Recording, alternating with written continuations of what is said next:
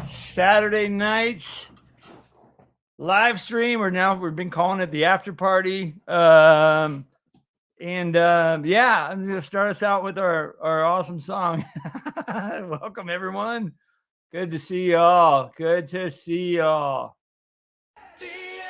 All right, there it is.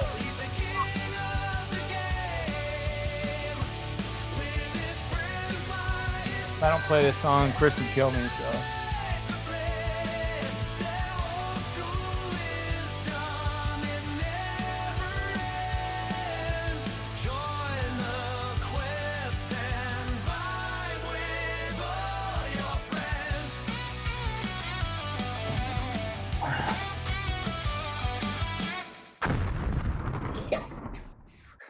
All right, welcome everyone. Welcome. Let me see, we got on here already. We got Brass Monkey, Valmar Cleaver, Shellback Bow, Blair,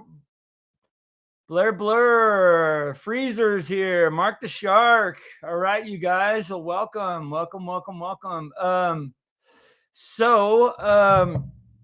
Yeah, thanks for jumping on, guys. It's Saturday night. Happy Saturday.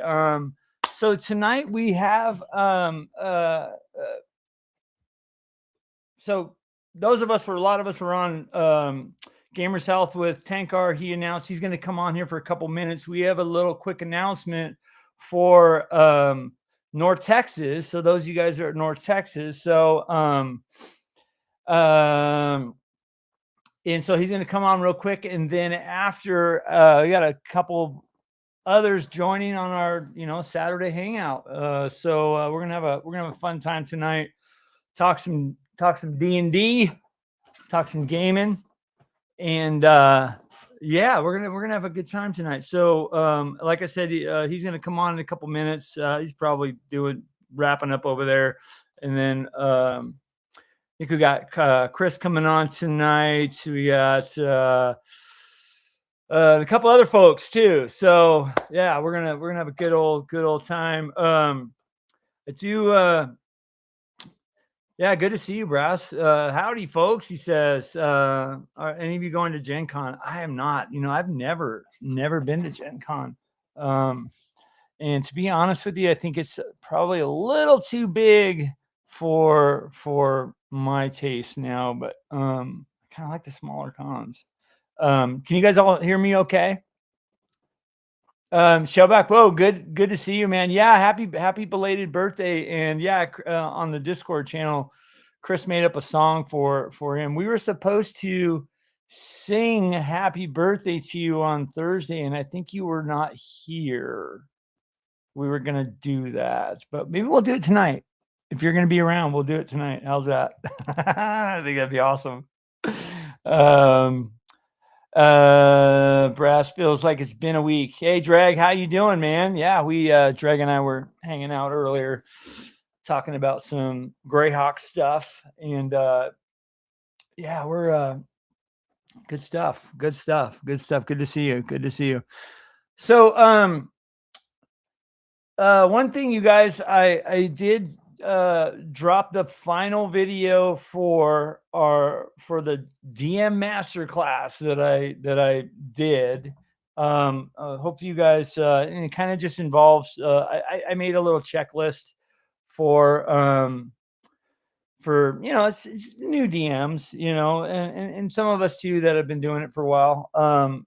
Just kind of a little checklist of what you do the first 30 minutes after you did your prep and you're ready to go, and how you deal with stuff like that. The second the last video is just really like getting beyond the jitters. I've heard from a lot of people, like, I freak out, it's not going to be good enough and all that stuff. So in that video, I kind of just made a little checklist, and I want to hear your guys' feedback. It'll be around for people to check out. Hopefully new DMs will go and see what it's all about. And yeah, so if you get a chance, check it out. Oh, there he is again. I just saw you like 5 minutes ago. I live By the way, the mics you guys use, there was no crossover. Really good mics. You All guys seem right, to. so I'll be bringing them to North Texas. You know, I have something similar that clips onto the camera I bought, and it's you can have several of them, so you can interview and all that. It's probably around the same thing, but yeah, I find they work really well, man. Yeah, so that's cool, dude. Yeah, you had a mic dilemma this Yes, last week. yes. If I want to be nice, I will say that I sounded like a,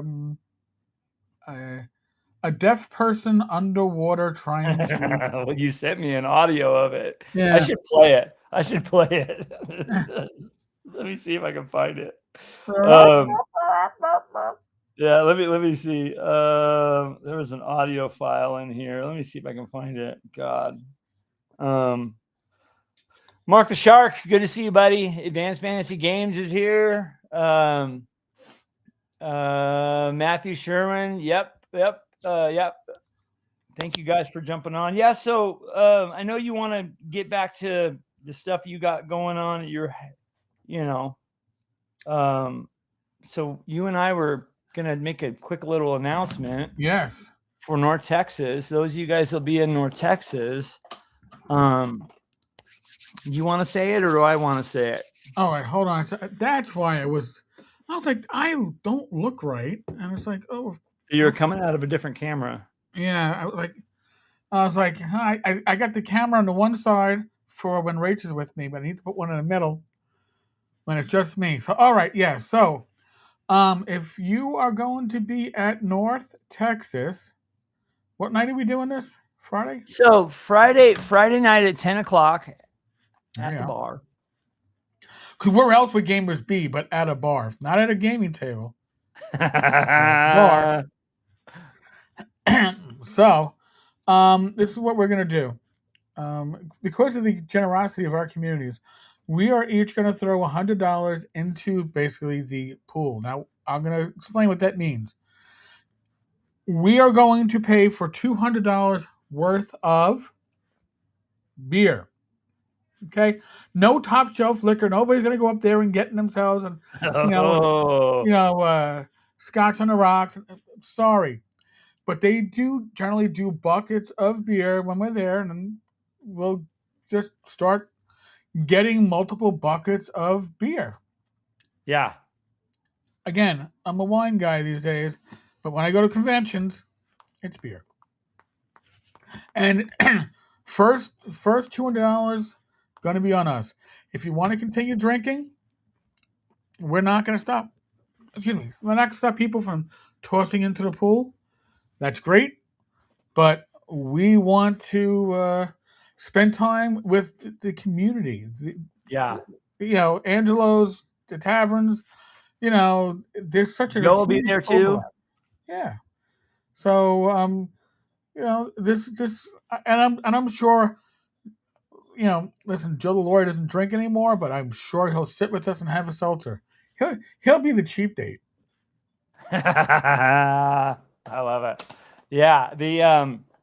It's just kind of we love people. Like I can I'll just say for myself, and I know this is true for Tavern, but the tavern is the community. We love the gaming community, Yes. and we all have that opportunity to be in the same building. And so I'm like, well, let's all get together. So just kind of our way to saying thanks. And if you're there, and come by 10 o'clock on Friday. Most games should be winding down by that time, and hopefully. We'll just hang out. So looking forward to it. So Mark, by the way, Joe not drinking has nothing to do with AA. It has everything to do with weight loss. He's and creativity. He finds he's been more creative when he hasn't been partaking, and it's been helping with his weight loss. So God bless him. Yeah, I'll take the slower weight loss and a glass of wine every night. I love it. You're a wine guy, huh? Red wine. I like my red wine. I'll have a glass with my nighttime low carb snacks, my little crunchies and nuts. But I mean, it used to be I could sit down and I don't know, binge football, and before I know it, I'd be through a six pack. And when I was a beer drinker, somewhere around beer 4, maybe 5, it starts. No matter what the beer is, it starts to taste skunky. That's why Yeah. I have a shut-off valve, which is great. But I also got congestive heart failure. I don't need all that fluid coming into me that just isn't needed.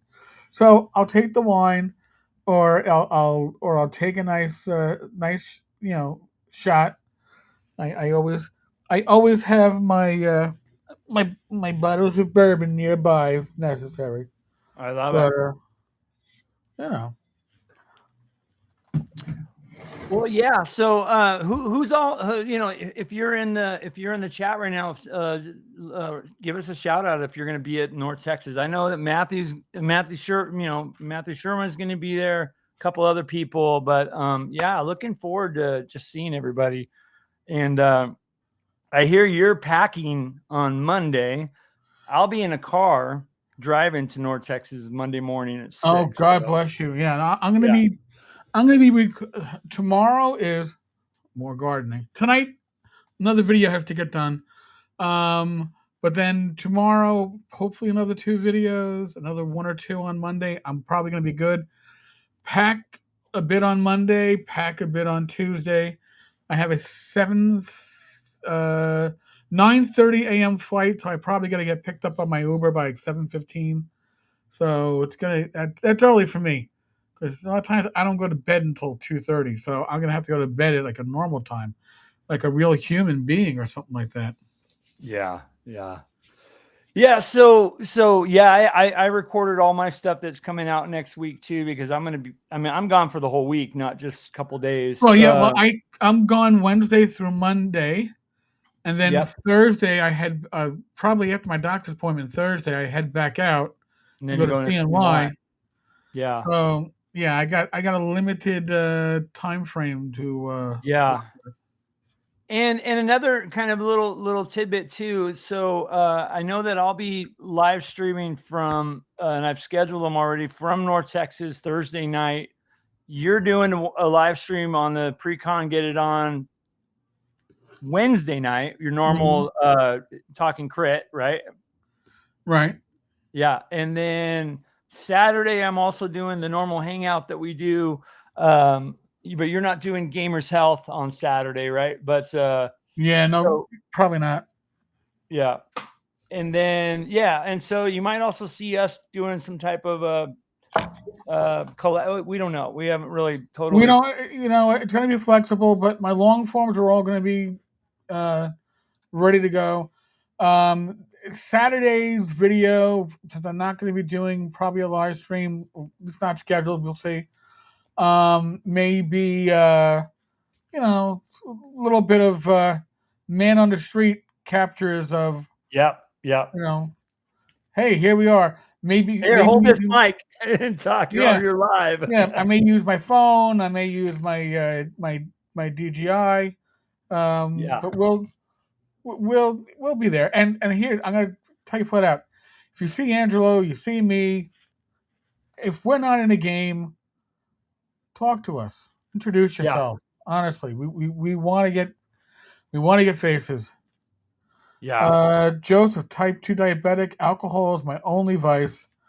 Run my ass off 40 hours a week. Walk about on weekends when I don't have overtime. Lean and crazy. God bless you. I'm a type 2. I'm on Mounjaro. So, yeah, yeah, but yeah, I made a deal with my cardiologist. It's like, this is after my heart failure. It's like, dude, when can I like have a drink again? He's like, well, beer is probably not the best choice for you, but a glass or two of wine at night with dinner, you're fine. I'm like, yeah. I could deal with it. Well, my grandparents would, and they're Italian, so every night they had a glass of wine or a beer and split it, and Mhm. that's and they lived pretty long. Yeah, they were. My grandpa's life was cut short, but from something not even related to health. But yeah, yeah, that's the secret. And Advanced Fantasy Games said he talked to somebody 103. That's what's the secret. He says, small glass every night, red wine. There you go. Yeah. All right, folks. All right. Well, hey, Tango, Tankar. thank you for having me. I will see you online like we always do. And I'll catch everybody else either in the long form videos or on the Discord or North Texas. Yeah. Take care, man. And right. see Remember, you soon. All Friday right. night, folks. If you're at North Texas, Friday night, where else can you get free beer? At 10 o'clock, you guys, Friday, North Texas at the bar. You can't miss it. Yes, We'll you all be can't miss there. it. All right, folks. God bless. All right. Yep. So that was the big announcement. We just and I have a feeling we're probably going to do this every con that has a bar. I mean, North Texas is probably the best con to do it at because there's the lobby, the bar's right there. Everybody goes there after hours. Yeah, super cool. Wow, a bunch of people jumped in here. I want to say shout out to Mr. Rourke. Yeah, you're here. Thanks for coming in. Dan, the final arbiter, is here. The man. Chris Carlson Webb is here too. All right, dude. Robert says hello, everyone. Yeah, good to see you, dude. And thank you guys for all being here. Yeah, we got a couple other heads coming in a little bit here. Also have a guest that I am very I haven't had him on for a while, and it's because, and you guys will find out, but we'll be having one of our buddies come on too from far away, and looking forward to sitting and talking with him. Roberts, yes, hello, DM Angelo, thank you. Hello, Roberts. Mark the Shark gives the hydrate. The Pale Emperor, good to see you. Jimison, evening all. Advanced Fantasy Games later, Eric. Yeah, so I got to go to a graduation tomorrow morning, and tomorrow morning, yeah, tomorrow morning, and then I'm leaving early Monday morning at the crack of dawn to try to get all the way to Colorado, and I'll stay the night at Colorado Springs, and then I'll get to Texas the next day, and I have an aunt and uncle that I'm going to be staying with, and hopefully we're going to hang out, and my cousin's out there. He's part of the fire department over there. He's probably going to show me the department over there, and then hopefully we'll go do some fishing or shooting or something fun. So yeah, looking forward to that. And then I'll see you guys on Wednesday. I check in Wednesday and set up, and I packed. Here, I'll even pan over here. I used to have that big old city on this table, and it is gone. It's all packed and ready to get in the car. That was a production. Yeah. Yeah. Yeah. The Pale Emperor says cheers with many glasses. Yep. Yeah. So if you are going to be at North Texas, what Tenkar was just saying, where we kind of decided, hey, let's get together with, everybody, all the folks, that are, part of this community. So we're gonna buy some until the money runs out. We're gonna treat everybody for some drinks and some beer. I think his idea is to buy the buckets, because they do like buckets of beer, which that's cool. So come by and hang out, and we'll have a fun time. So that's Friday night at 10. Yeah. So how's everybody doing? Joseph, good to see you, man. Good to see you. Any gaming going on this weekend, you guys? Anybody? Joseph says, I wish you cats were at cons near me. I wasn't too poor and tried to travel to cons. Yeah. It's a money suck, man. Whew. Oh, man. Blazing saddles. Yep. And let me see. Yeah, so I had to get all the buildings kind of get them all kind of packed and wrapped up and ready to go. And I got this big tote that I put them in. They all fit, which I was pretty impressed. And a little more stuff in boxes on the outside. But yeah, I'll be driving down there, looking forward to getting over there. John D retired. Good to see you, man. Good to see you. All right, we're gonna have some people trickling in here. Say yes. The one and only DM Greg is here. What's going on, man? How are you? I am doing well. You actually I got me inspired today. I thought it would be I thought this might turn into an all-nighter, so you get me in my pajamas. Oh, okay. All right. Well, I'm wearing pants. Well, I don't know if I am or not, but I'm not going to tell you. I didn't know pants were required. What's up with that? The Pale Emperor says he played some white box Halls of Arden Vul today. We survived, so that's good. Awesome, dude. Yeah. Chris says bought my kids 8 kobold miniatures. Awesome. Nice. Awesome. What brand? Reaper? Yeah. Reaper's got decent kobolds. Do they? Yeah, they do. Yeah. They're small enough and they're I mean for 28 mil, yeah. They're decent. Dreg says that you inspire him. You inspire him? No, he says Advanced Fantasy Game, you inspire me. Oh, isn't that not? You know, that is sweet. Now, who is that? Dreg. Oh, shit. Dreg knows all. Hey, if he knows all and I inspire him, I'm not questioning that. Thanks, Dreg. I appreciate it, man. So Joe, you're in Fort Wayne, Northeast Indiana. Yeah. I don't even know what cons are out. What cons are in your area? He asked the question about cons in his area. Indiana? They had Dragon Con earlier this month. Which, oh, okay. Yeah, which I heard was not so bad. That's more, I think it's not Castles and Crusades. It's that other system. It's that other system. It's Dreg will tell us.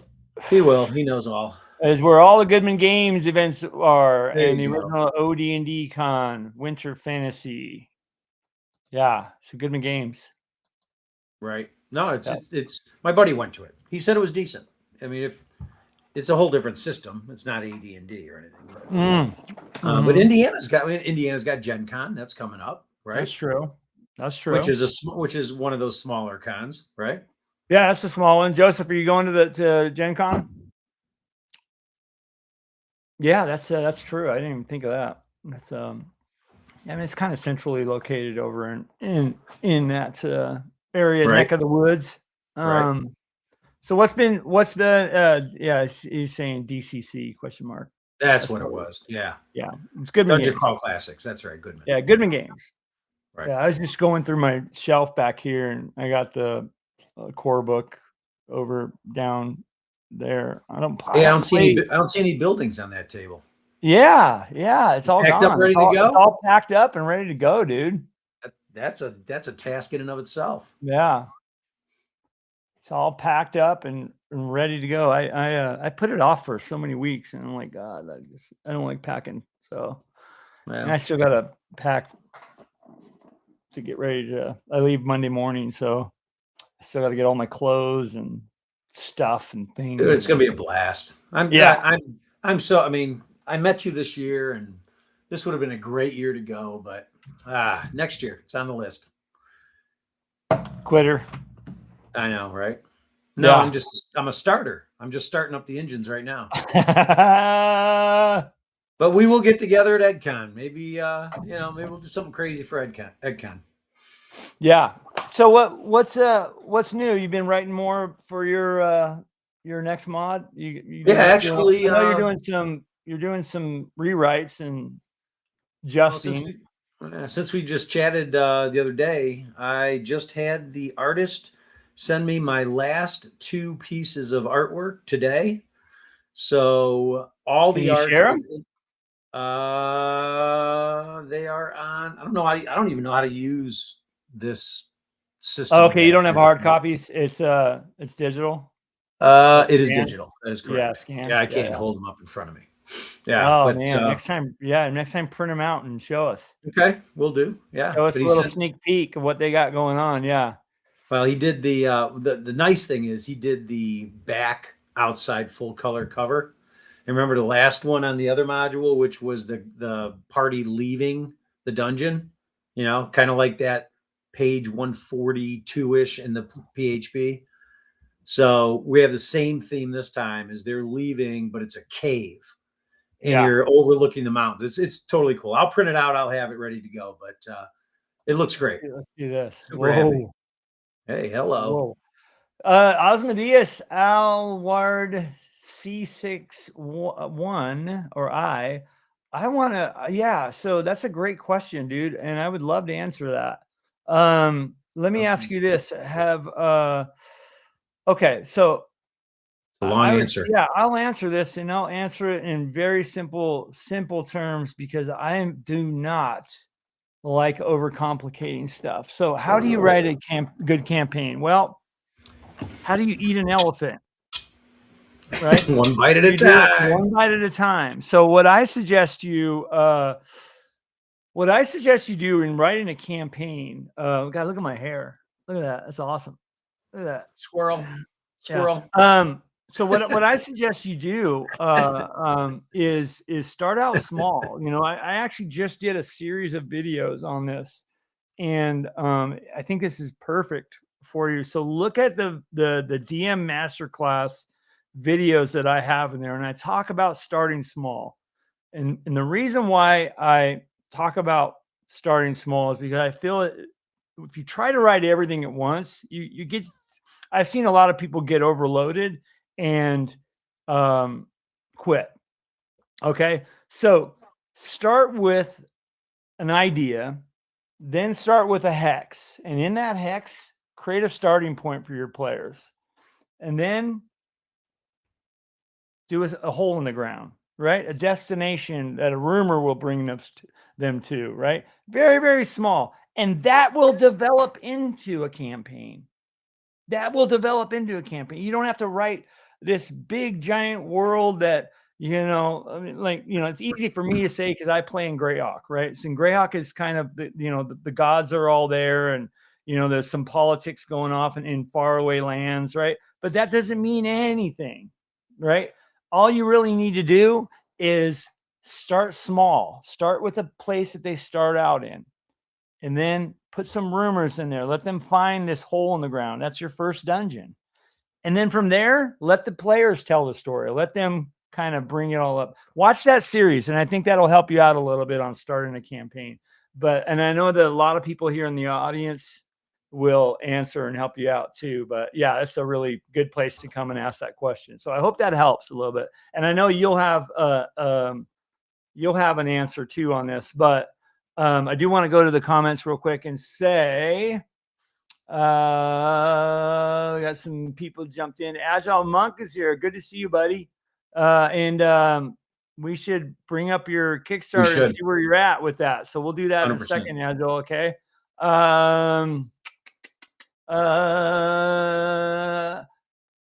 Erudites DM. I hope that I pronounced that right. I see you everywhere, and I've never really. I'm horrible at pronouncing. So good to see you, dude. She says, "Evening, everyone. Evening." Yo, Danny the Manny. I like it. Here's a great answer from Valimar. Start with a small settlement, with a small dungeon, a few miles away. Exactly what I was saying. Look at B2, Keep on the Borderlands, or Right. my favorite, T1, Village of Hamlet. These are great sandbox examples of a town and a hole in the ground. Start there, let it develop into something bigger. You don't have to map everything out. I think yeah. So there's another T1. There's another T1. Yeah. Let me get this. Yeah. There's another T1. There you go. Yeah. I knew it. Shameless plug. I love it. Shameless. Man. I have no shame. Yeah. Thank you, Root. Yes. Shellback says you heard it here, folks. DM Angel says World of Greyhawk means nothing to him. What? How dare you say something like that? That's the birthday boy. Yeah, we're gonna sing happy birthday to him tonight. Attitude for a campaign is more important than planning the campaign. Yeah. Be relentless, be kind, show the world, let the players desire things, give them some of it, and explore the world. Yeah, your job is to have just guide your characters into reacting to a real world, right? But that real world doesn't have to know. You don't need to know exactly where every little stone is. You don't need to know, what, how the grass grows this time of year. You know what I mean? You don't need to get super. Look, if you want to, do it. But my suggestion, especially because of the question you're asking, I suggest start very small. So, anyways. Joseph, see you later, dude. He says, gotta go. Keep rolling. We will, man. Always rolling. Thanks for jumping on, dude. Agile says, either I ate my dog's food or my dogs ate the food I had, because I am now thinking that the reason I have been so sick today is from last night's dinner, coupled with exhaustion. That'll do it. Yes. Dehydration. Drink a lot of water. Yes. I want to bring up his. So, what's your answer to that, by the way? My answer? Well, it definitely is like you had mentioned. You want to keep it simple from the beginning, but there's a lot of questions I have more than answers, right? One would be, are you a new DM or are you an existing DM? But I would assume more on the newer side, right? That's why you're asking. Osmo, so please tell us. So maybe we can help a little better. So have you DM'd before? If so, how many times? And then also, what is your game system, right? Is it AD&D? Is it DCC? Is it OD&D? Is it the essentials? What's the game system? Because the game system presents you with core material. So if you're a Greyhawk fan, like, almost everyone, I believe, why not? If you're a Greyhawk fan, you've got so much material.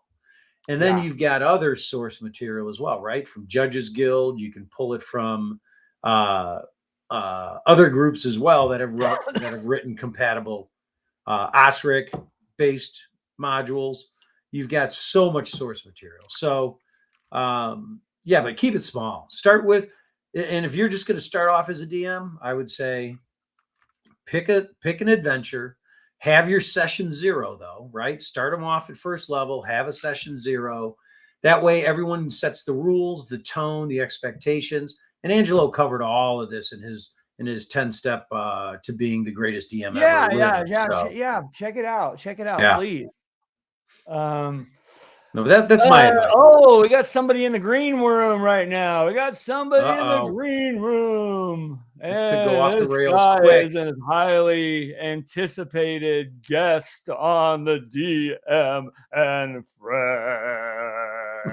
Look at this guy's muscle. Oh, guns! Look at this guy. That's right. The gun show is here. Raw. Gentlemen, looking pretty swole over there, Greg. I like that. You got a nice talk business going on. Yeah.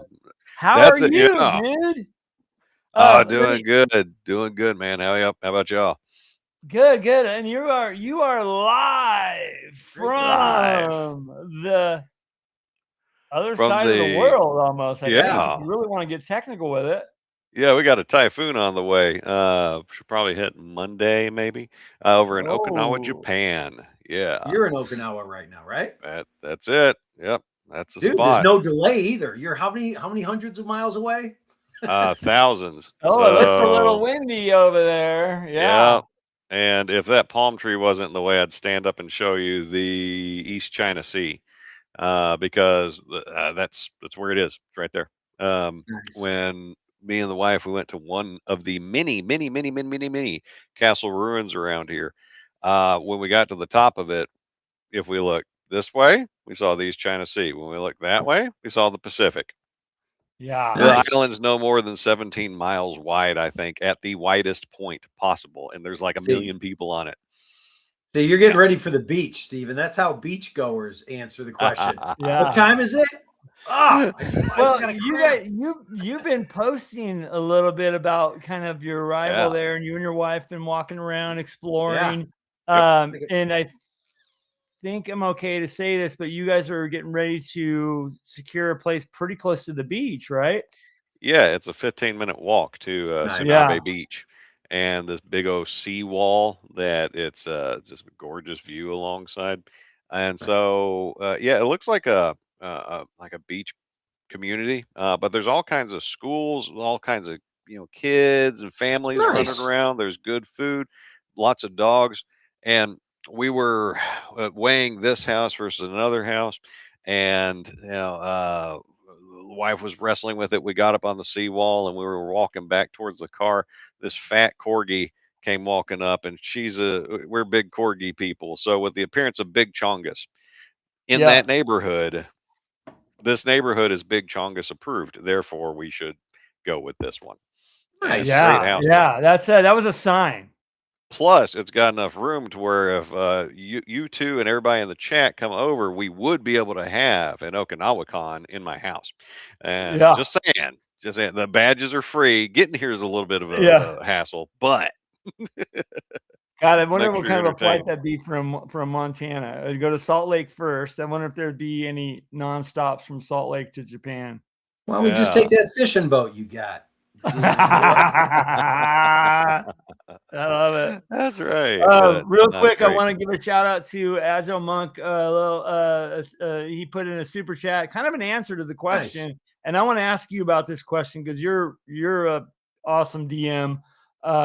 So he says, I don't want to talk about me, but I want to share this. I have an entire chapter appendix in the Exandria book that covers Agile Monk's hierarchy of things in my shoots and ladder system. So he's answering that into the question that we had tonight about starting a campaign. So yeah, the Kickstarter that's going on right now that Agile has is a huge reference for DMs to populate their campaign in their world. So, or use the world they got in there, or the pieces of it, or you know how we are. We pick and choose and pull things. So anyway, so thank you so much, Agile. And yeah, I want to bring up your stuff here really soon. Yeah.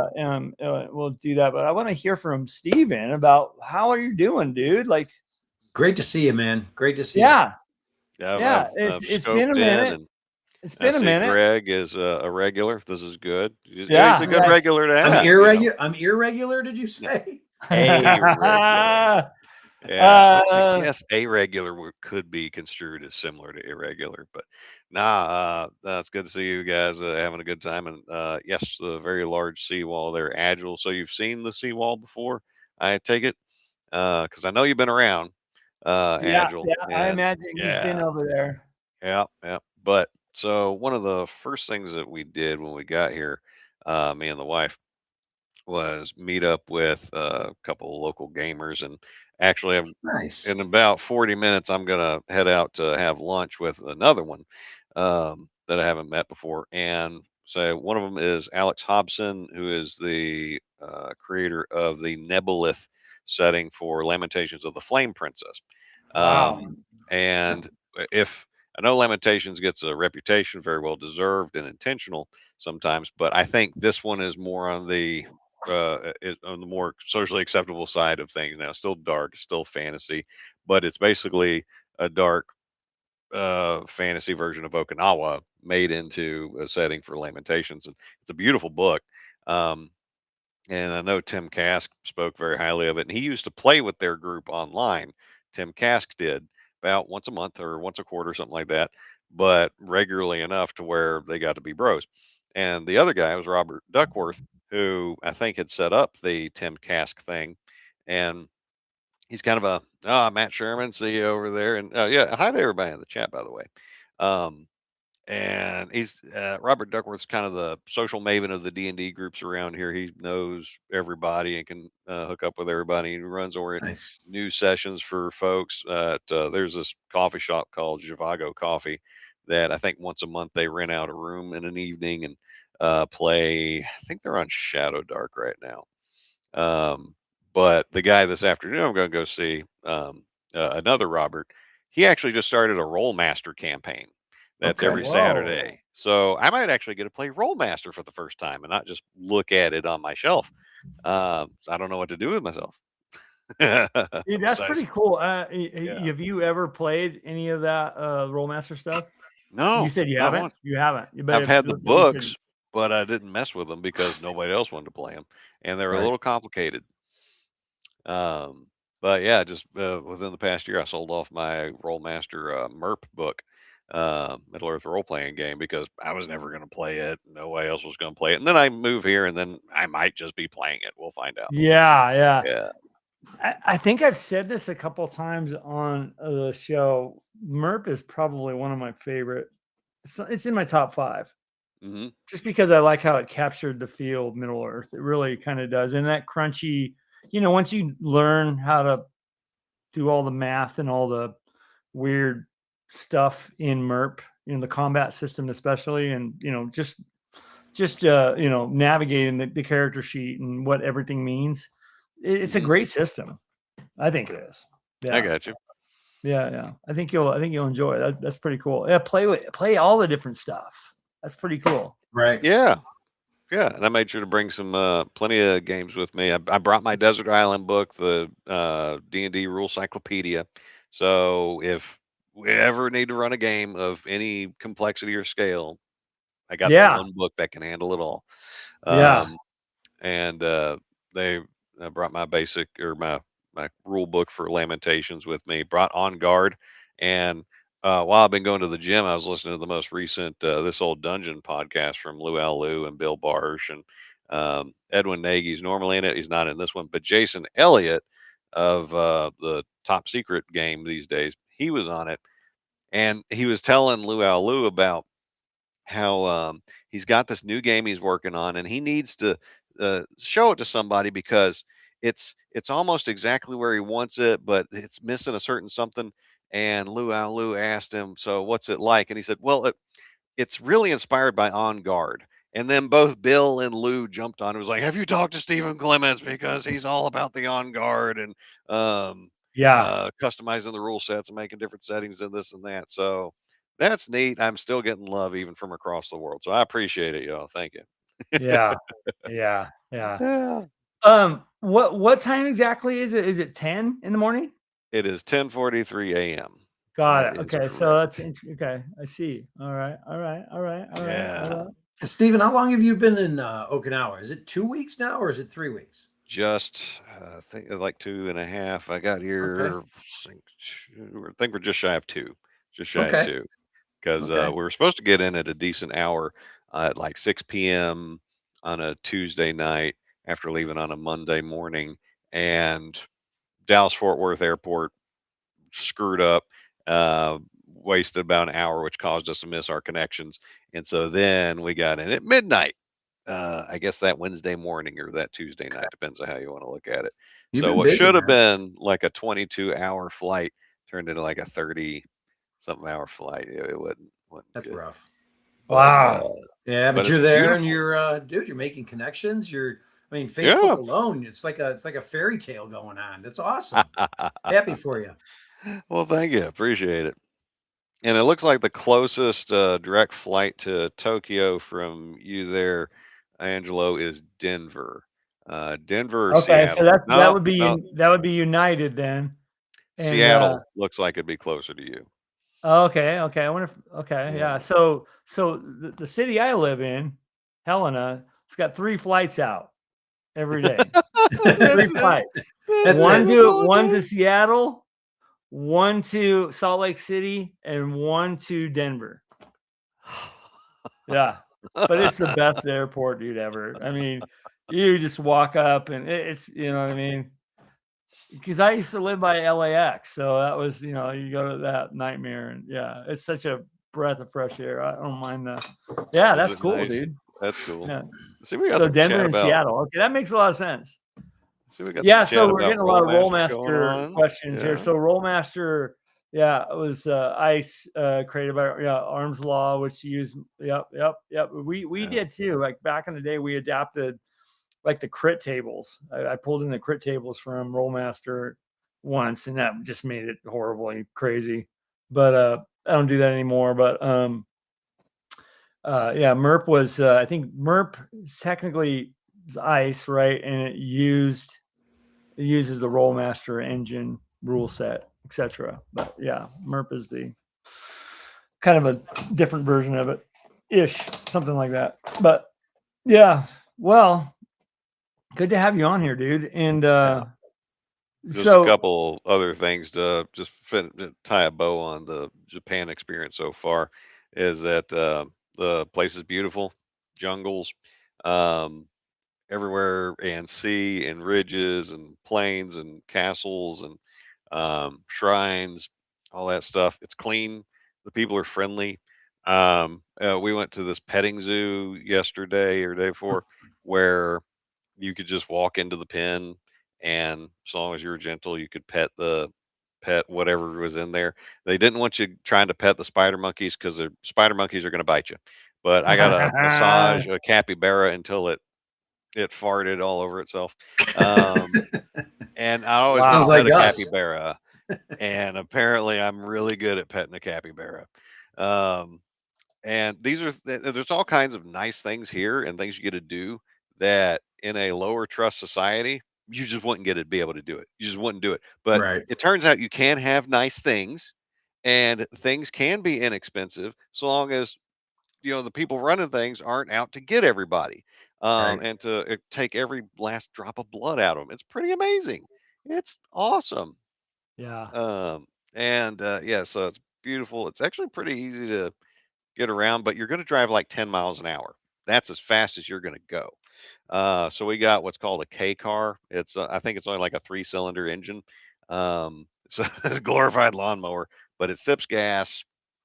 Having a Nice. full powered vehicle here is just not worth it. The highest you're legally ever able to go is like 50 Wow. anywhere, and that's on the expressway where you have to pay money to be there. But food's good, everything's it's really nice. Looking forward to the additional time we got here. We'll be here for a few years, and my boss is super cool, so we That's got that awesome, going. dude. I'm glad. I know you were a little kind of when you were picking where you were gonna. That's a Yeah, big part. You want to be able to get along with your boss and yeah, kind of jive with them. Like, I'm lucky. I have a boss I've been with and we went from company to company together, and so that's a huge thing, man. That's awesome. yeah. Man, a lot of chat, a lot of talk about stuff in here. Hackmaster. So question for you. Yeah. I want to get to a question that we had, and that was we had a question from somebody that I think was newish to being a DM. Just by the question, I'm just assuming. I could be totally wrong. And it was, how do you? What was it exactly? It was How do you begin a campaign? How do you how do you start a begin a campaign? campaign? I want to give you a minute to think about that, and I want to ask you. But I do, before we do that, I want to kind of give a shout out to before I get too super sidetracked. I want to give a shout out to Agile's active Kickstarter right now. This is the QR code. I hope a lot of you guys have already checked it out, backed it, and considered backing it. But I do also want to bring up a little. There we go. Okay. So yeah. So you guys are 10 grand away from funding this. Congrats on that, Agile. You got 25 days left. Wow. But yeah, this is the Wondrous and Dangerous Consortium's Zendria World / lore book. So we've been talking about this, quite some time. This is a 2-year project. I think, Agile, you've been going, kind of kicking this around for the past 2 years, and now it is live. So, yeah, very cool. So you guys, let's definitely, Agile's one of our dudes here. So Give him some love. let's give him some love. Scan this QR code, go over there, check it out. At the bare minimum, go check it out. And I backed it. I'm excited. So I backed it. a lot of us are anxiously waiting, because we've gotten some tidbits, we've gotten sneak peeks, and it looks super awesome. So just wanted to put that out there, you guys. And yeah, if you're watching right now, 2.5 years. Wow. Okay. Yeah. I was wrong. That's a commitment. Yeah. Why not? He's put his heart and soul into this. So Right. if you are a backer, and I'm going to start off I'm going to say, I am a backer. All right. Put it in the chat, guys. I love to, Robert says I'm in. So I imagine that means that he's a backer too. But yeah, let's show one of our good friends to the OSR community, Agile Monk. Let's show him some love, you guys. So, and I'll bring this up a couple more times for the rewatchers of this stream. So yeah. So anyways, we love you, Agile, and you're almost there to funding. So better be funded, because I want this book. Or I want these books. How's that? So let's get him over the hump. 25 days left too. So yeah, that's a lot of money in a short amount of time already. Right. And Yeah, he's got yeah, so the much launch. more time to get it too. Wow. Yeah, so it was this Tuesday, right? Was it this Tuesday? Yeah, because it's Saturday. So it'd have been, this Tuesday when it was launched. So yeah, super cool. You're doing good, man. You're doing good. You're doing good. Wow, I got some new people in here. Graybeard 1357 is talking about Hackmaster. Knights of the Dinner Table rocks. Yep. Is Hackmaster the game where you can die in character creation? I know Traveler you can. Right, I know that too. Yeah. I wouldn't be surprised if Hackmaster did it too, because Hackmaster, it's a great read. I've never played it, but just reading the rule book was enjoyable because it's hysterical. I played a game of Hackmaster in Gary Con. It was a while ago. Yeah, very, very cool system. So yeah, here we go. So here we go. So I started out, I am a backer. That was me. Battlemark Cleaver says I backed it for both hardbacks and first day. Yep. That's awesome. By the way, it's even easier now to get the sample of the consortium book, which is 30-page sample. Yeah, you can get that from the Kickstarter page, guys. Mark the Shark, I am a backer. Yes. Chris Carlton Webb, I am a backer. Robert Santon 2918, I backed it. Good. Shellback, I am a backer. And then Valmar says, I am Spartacus. I mean backer. Spartacus. Awesome. Good for you, Valmar. Techno Babel 2026. What's up, man? Good to see you here. Thank you for jumping on. Robert, you are right. He promotes the hobby we all love. Yes. Glad that these books are becoming available just when I'm getting deeper into factions. Yeah, it's going to be the whole faction section is really interesting. So good job on that, Agile, for sure. Valmar Cleaver says, hi, Steven. And then that goes right into the question I had for you. Yeah. What is that question? You need to repeat it because I forgot. How do you start off the campaign? How do you start off Yeah, how do you like a build one? How D&D do you game or build a something? launch screen? Oh, How do you build we one? got somebody in the green room. Uh-oh. Should we listen to your answer first, or let the crowd fine decide. gentleman in the green room come in? Let the community decide. Okay, Yeah, what what do do you you guys want to people do? You want me say? to let What the do you guests people in the green say? room in before you hear Stephen Clements give his words of wisdom about starting a campaign, or should we, or the other way around? Should we let him in or not? Or the You other guys way tell around. me in the Yeah, comments. because he might have been late getting a soda or something because that Yeah, was more something like important than that. us. I don't know. All I mean, I right, was finishing up church first person to service. put an answer in, yes or no. Oh. Bring on Ring. Chris Clark. All right, yes, Greg. Bring No. no, in it's Chris him. Clark. Oh. But he's not Chris Clark, you guys. I'm a This is backer. this is Terry. Yeah, this is Terry Orr, the carefree cleric. I see that. Mm. What's What up, the Chris? How you doing, hell? buddy? I'm not in Japan, but other than that, I'm good. You know, Well, Shellback Bo is, so there's at least 2 people in this hangout that are in Japan. So Is we got that Shellback going. Bo really in Japan? I'm tracking he's on the mainland. But Wow. yeah, showing Well, up. Dude, that's awesome. overwhelming comments of letting Chris in. Awesome. I love it. Let I love Chris it. in. Ian Let Dragina Chris says, in. "Don't leave him in jail." Look at So that. it doesn't Don't matter what we leave him think. It doesn't in matter what we think, jail. Angelo, right? Bring him in and tell him to be politely quiet while Steven shares his answer. All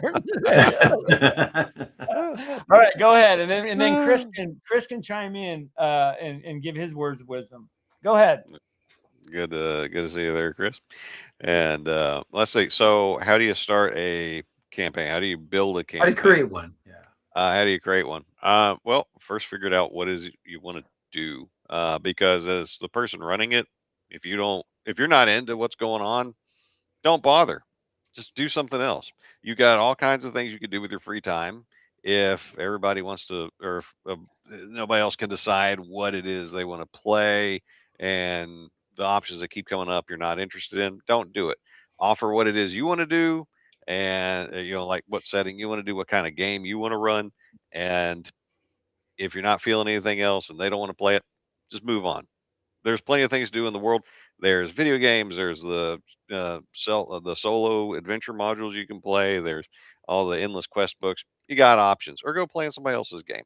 But if nobody else is willing to run, but you're willing to run this thing you want to run, they can either play or not. It's up to them. And I wouldn't hold out for too many people to join your game.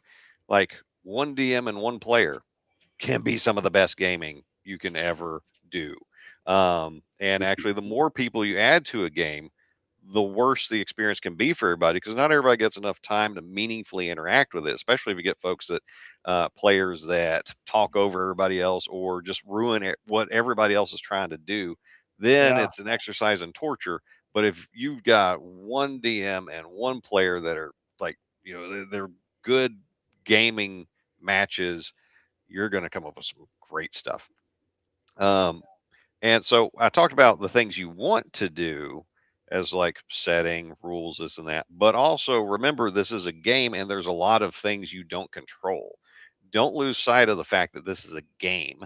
And you might have in mind an overarching meta plot for what's going on in your world, but don't try to, as someone who's done this, don't try to shepherd a specific story along where the players have to pass certain checkpoints to make your novel in interactive form work how you want it to, because it's really frustrating. It's been a hard lesson for me to learn to back off of doing that, because all the advice videos you see out there are there because either somebody cribbed it from somebody else, they stole the idea Yep. from someone, and they Yep. don't actually have the experience, or I've particularly been enjoying Joe the Lawyer series recently, where he says, "I've done all this stupid crap. Listen to me. It doesn't work. You should. Yeah. I keep making these mistakes too, and Yeah. I'm that guy. I'm the one who needs the advice. I'm the one who needs my own advice. So yeah, don't be afraid to make the mistakes. But as far as remember the game aspect of it, like to use basic D&D or most versions of D&D, 3d6 down the line. Do it. Tweak it however which way you want it, but let the dice surprise you with the character that's coming along and react to what the dice tell you, both in character creation and in the story. And don't be afraid for characters to die. Um, be willing to move with how the dice go. Like, yes, you add your own flavor um, and characters and spontaneity to the experience, but it is a game. Games Yeah. are unpredictable. Steven, you remember the last time I didn't want to play in one of your campaigns? What I did, remember? What did you do? Yeah. No, it hasn't happened yet. That's the answer right there. That's right. I want to play Blackula. When can I play Blackula? Man, I am not even ready for talk about that. Oh. I've been moving to Japan and doing all this stuff, man. Oh man, yeah, no. Real quick to the comments, I want to give a shout out to No One of Consequence. Welcome to the show. Robert Santon. Take care, man. Thanks for jumping by, and see you next time. Yeah, so you talked about a lot of really good stuff. Let me ask you one other thing. So I kind of got the idea from his question that he was like, how do I start one? Maybe you kind of covered the aspect of getting players, but how I kind of got the assumption from him that he was asking, how do I create one? You know what I mean? How does he create the concept, right? That's what I think it read. So how do you and I gave my, based on, you're talking about the last series of videos that I did where I'm like, you guys start small. You don't need to flesh every damn thing out. Just start with a starting point and a hole in the ground, and give them a bunch of rumors that lead them to this dungeon. Just easy peasy. And the next thing you know, now you got a campaign and go from there. Now you got a starting point. You have, and your players are gonna basically fill in the blanks. I like to ask, you're coming into a town, starting the game. Well, what do you guys know about this town? And then they start filling in the blanks, and like, holy crap, I got a lot to go off of now. You know what I mean? So, you can use that. You don't have to flesh out every single relationship. Maybe they have that. Rely on your players to tell a story with you. So that's kind of my way. And, I'm super light prep, and, other people are not. And other people like to, tell exactly how many stones are in the room on the walls. That's fine. There's nothing wrong with that. So what do you, tell me about, so I guess like Garrett, maybe I want to hear that from you. How would you? I've got so many modules of a variety of different systems that surely one of them speaks to me a bunch of them speak to me at a given time, but what's one whose flavor and challenges I want to run with? Like maybe early on, maybe it's something to build up to if it's a higher level module. Hey, thank you, Robert, for that. Appreciate it, dude. Yeah, Robert, that's some good stuff. Thanks. And so, like in the vampire game, I was just recently ended.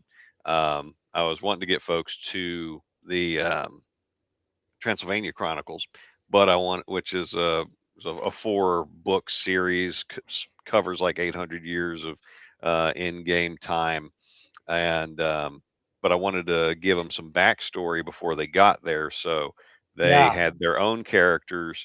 They weren't just plugged and played and moved from scene to scene to scene, and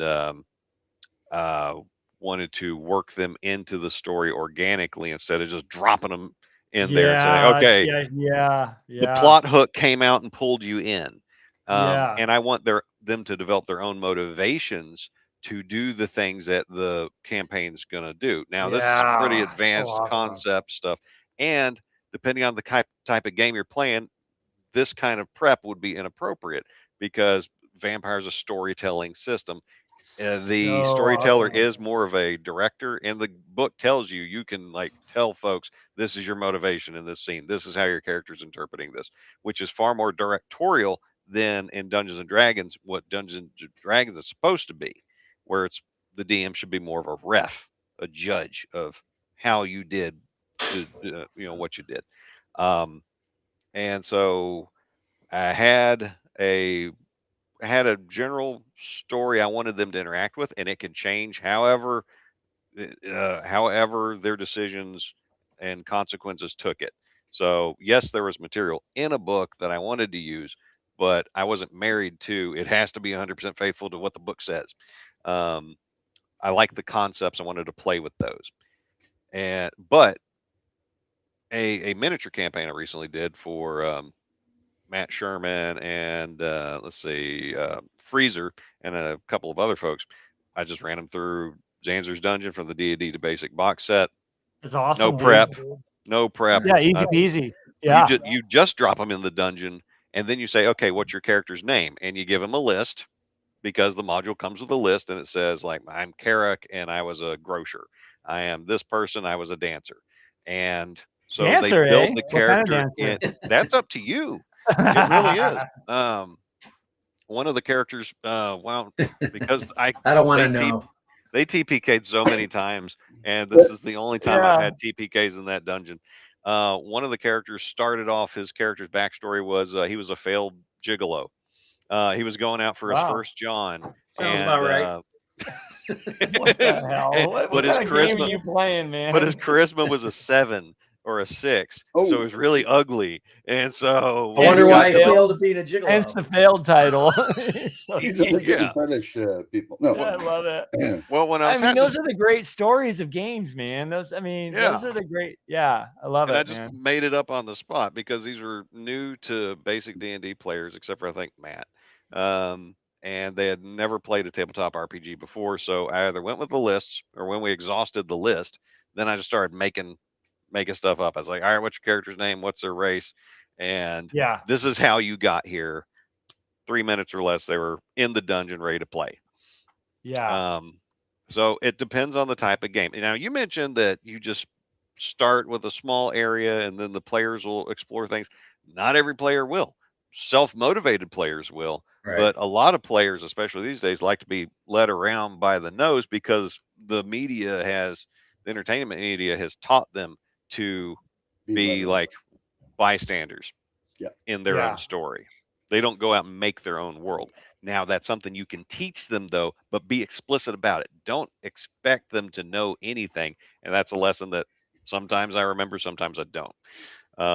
Suggest to that people I want what's to jump going in on. there really quick on that, because that's a really good point. That, and I try to, there is so, okay, I don't know how to really say this, but there is a big difference in the kind of the myth of, you have to entertain.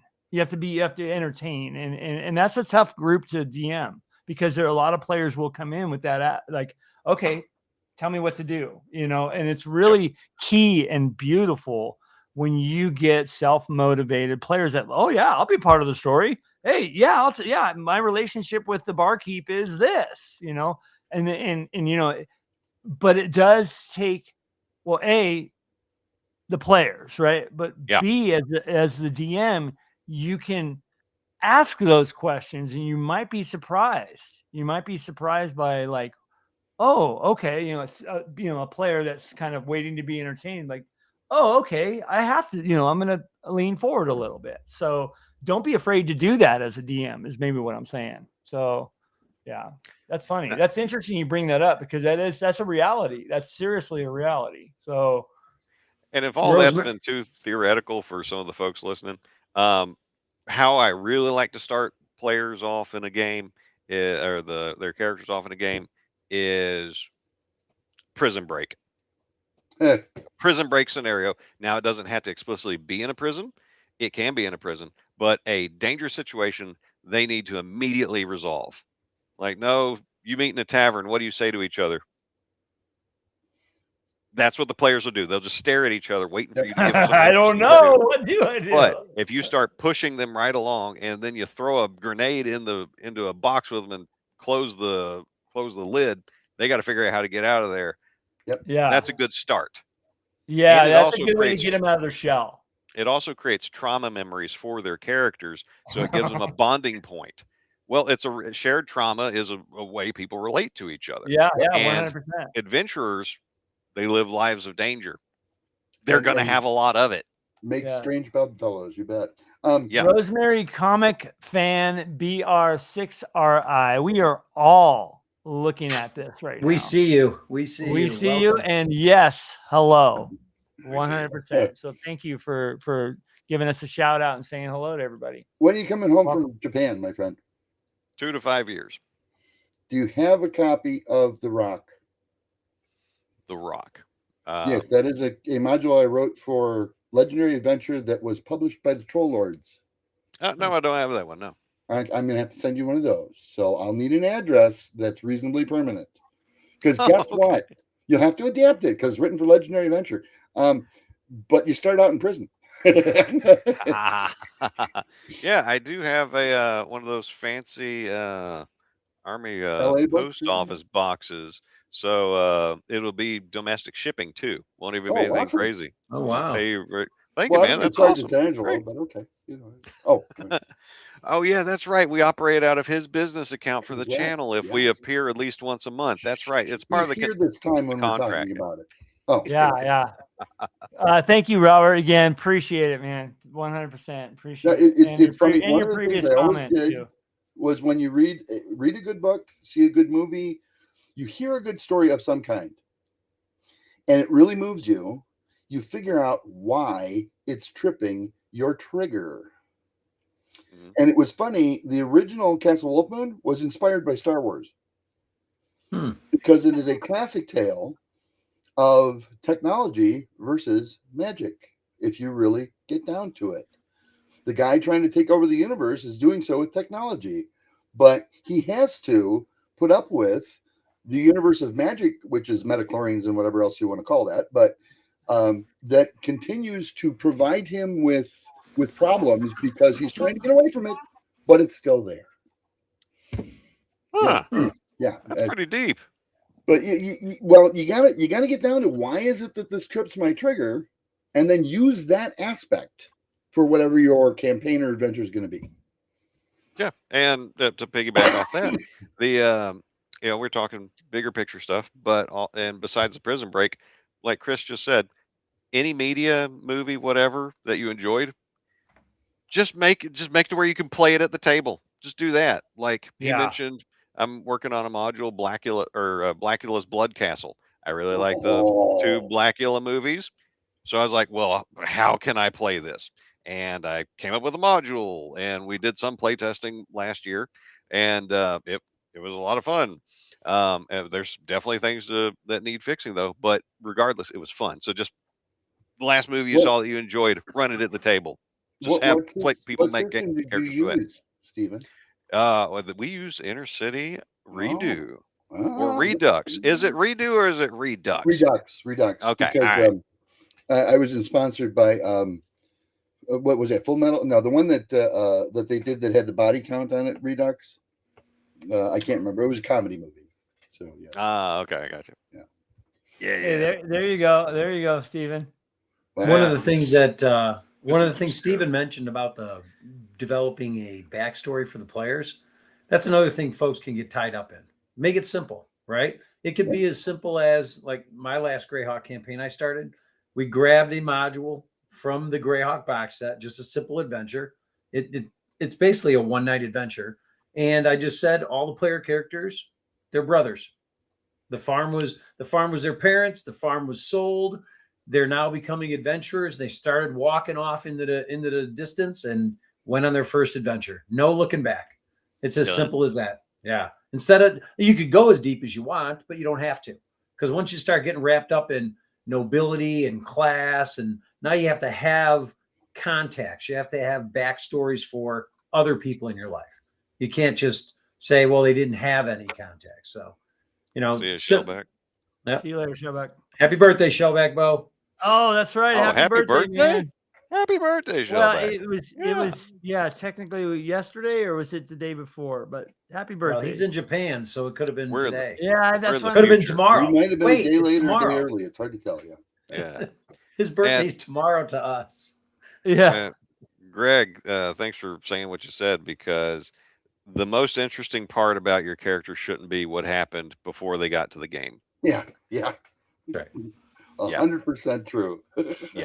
Yeah, I think that's a big like kind of new school thing where the backstory's got it. Because I had a player come into my current campaign and he didn't stay very long because I don't think the style of play was his, and he had some personal things that happened too. But he came in with a 3-page backstory, and you know, I'm gonna tell on myself, but I didn't read it. Right. Well, if you read it, because I don't care. To be honest with you, I don't care. You know, that's a horrible thing to do, but you know, it was the wrong game for it, and that's what that setting expectations and saying this is what I want to do. Who wants it? Yeah. And Well, you're like, we're a pick up and play versus deep backstory. You specify that up ahead of time. Right. Well, he gave me the overview of it in 3 sentences, and you know, but then there was literally 3 pages, and I'm like, that's cool. We can work with that. You know, you're part of the group now. Okay, right. let's create your backstory now. You know, and you know, he had a great character, and it was a good dude. It just like I said, I think he had some things that kind of showed up personally, but well, that's why I don't, you know, if you come with 3 or 4, like you're saying, Greg, if you come with 1, 2, or 3 bullet points, you know, of, you know, boom, boom, boom, that's enough, you know, and you can run with it. You can run with that. But I think the more you have, the more narrow. Now you're on rails. You know what I mean? Right. And a DM doesn't need. I don't want to be on rails. Well, and a I hope you guys aren't on rails either. You know what I mean? As the players in the group. Right. Well, a campaign's built off many factors, right? You're putting pieces of a puzzle together. So it's easier for a newer DM to start people at first level, right? Because you don't have all the abilities, you don't have all the items, you don't have to know so much. So that's another tip too that I would say is start off, have your 0 session, build characters, get to know, make sure that you guys talk through the rule set, and just start off at first level where things are simple. Yeah. And then you build it from there. And it grows over time. And it, like you said, you know, let the dice tell the story. The story will evolve. You'll get better as you go. And then as Chris said, you'll find something or you'll do something. I've seen this even after 40 years of playing. You'll do something or you'll roll the dice and a storyline or an arc will be created and boom, your trigger will go, yes, that's what I'm looking for. That's the epic encounter. That's the energy. And that's what you then remember and work from that and work that back into your campaign. So a lot of little things. Like what Dreg just said here, right here. This is enough for a DM like me to run with. Right there. Boom. Done. There you go. Yeah. Easy. And there's so much meat there. You know what I mean? There's so much meat. You're the youngest son of a landless knight. Okay. Where? Cool. Awesome. And you need to know that, you know, your second cousin from, you know, Verbabank, you know, did this, you know, like, who cares, man? That's too much. Well, there's a lot of meat there, but some of us like to bone once in a while, you know. We like to what? I look for a bone once in a while. You know? Oh, you look for a bone. Yeah. Well, in defense of those players. Thought he said he liked to. Well, what if he does? It's the 90s. I'm just saying. Okay. That's what I thought. I just want to understand what he said. Yeah, nobody understands. No one can understand what I said. Mark the Shark says starting at first level is simple relative to the company you keep. Yeah. Oh, the company we keep. That's true. Well, but in defense of that player who wrote up the 3-page backstory, what if that's for their role playing directions? And that's fine. That? Yeah. And what if it's a game where that stuff matters? Right. Yeah. Where the DM needs to know that kind of stuff. Say there's any sort of social stuff going on. Because I've seen a bunch of people give the advice of I just show up, I don't write anything except for a name on a character sheet, and then I just develop my character and play. Mm-hmm. You can do that, but what if you have something you do want to play? Like, I want to try to portray this. And you know that ahead of time. Not everybody's into spontaneous everything. I know that's common wisdom in the D&D sphere of YouTubers, but I think it's a bit narrow scope towards one particular type of play style and type of game, but there's a whole bunch out there.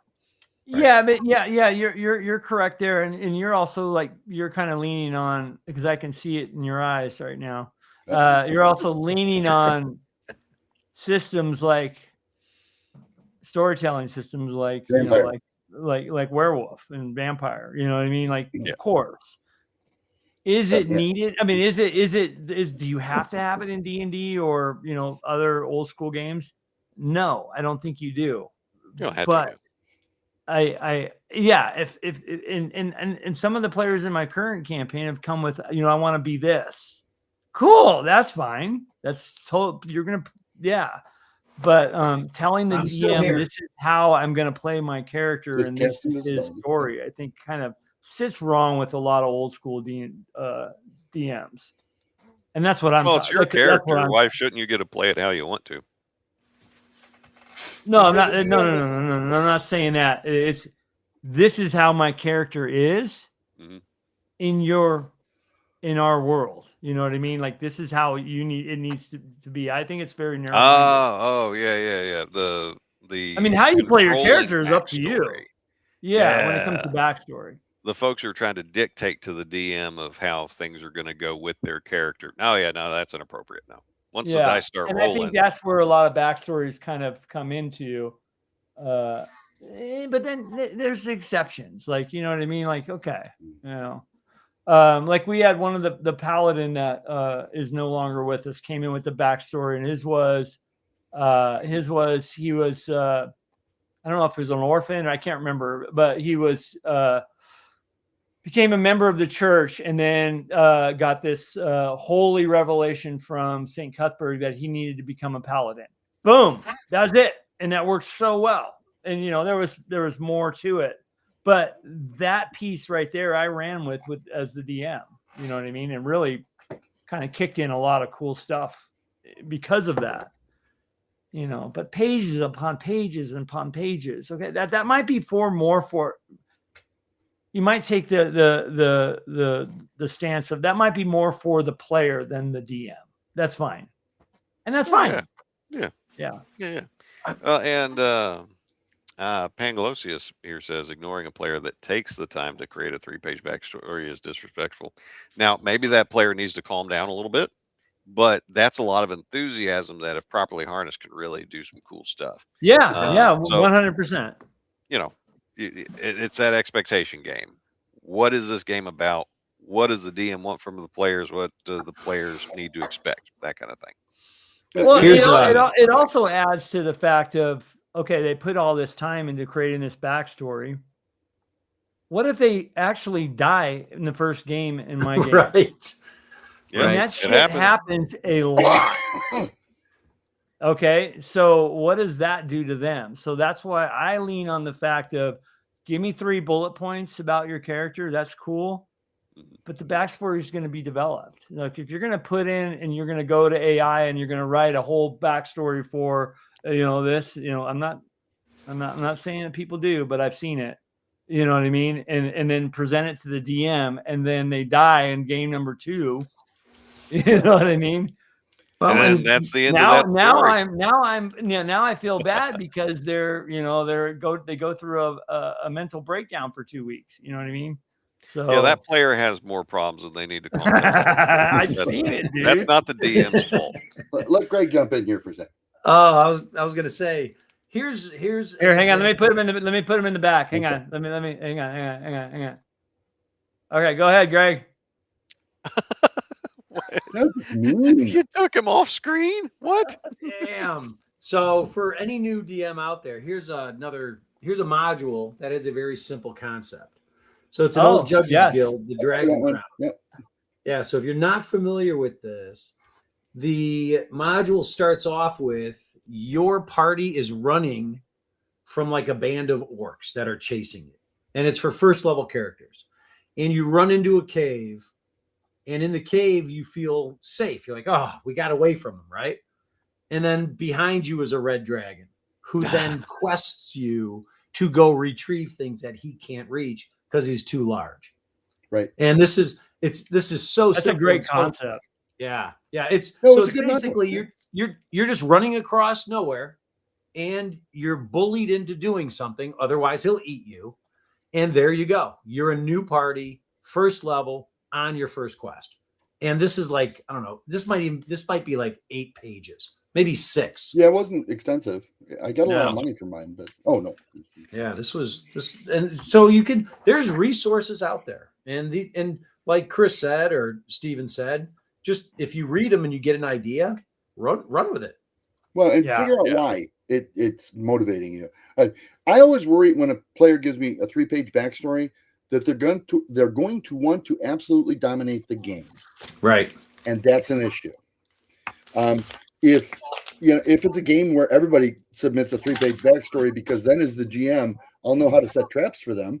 Right. Okay, but usually 3 paragraphs is more than enough, even if you want to go in depth. Okay, and that should only be a page, not 3. Three pages tells me this is a person who has been not role playing in so long that they really want to probably dominate the game, and that's not fair to the other players.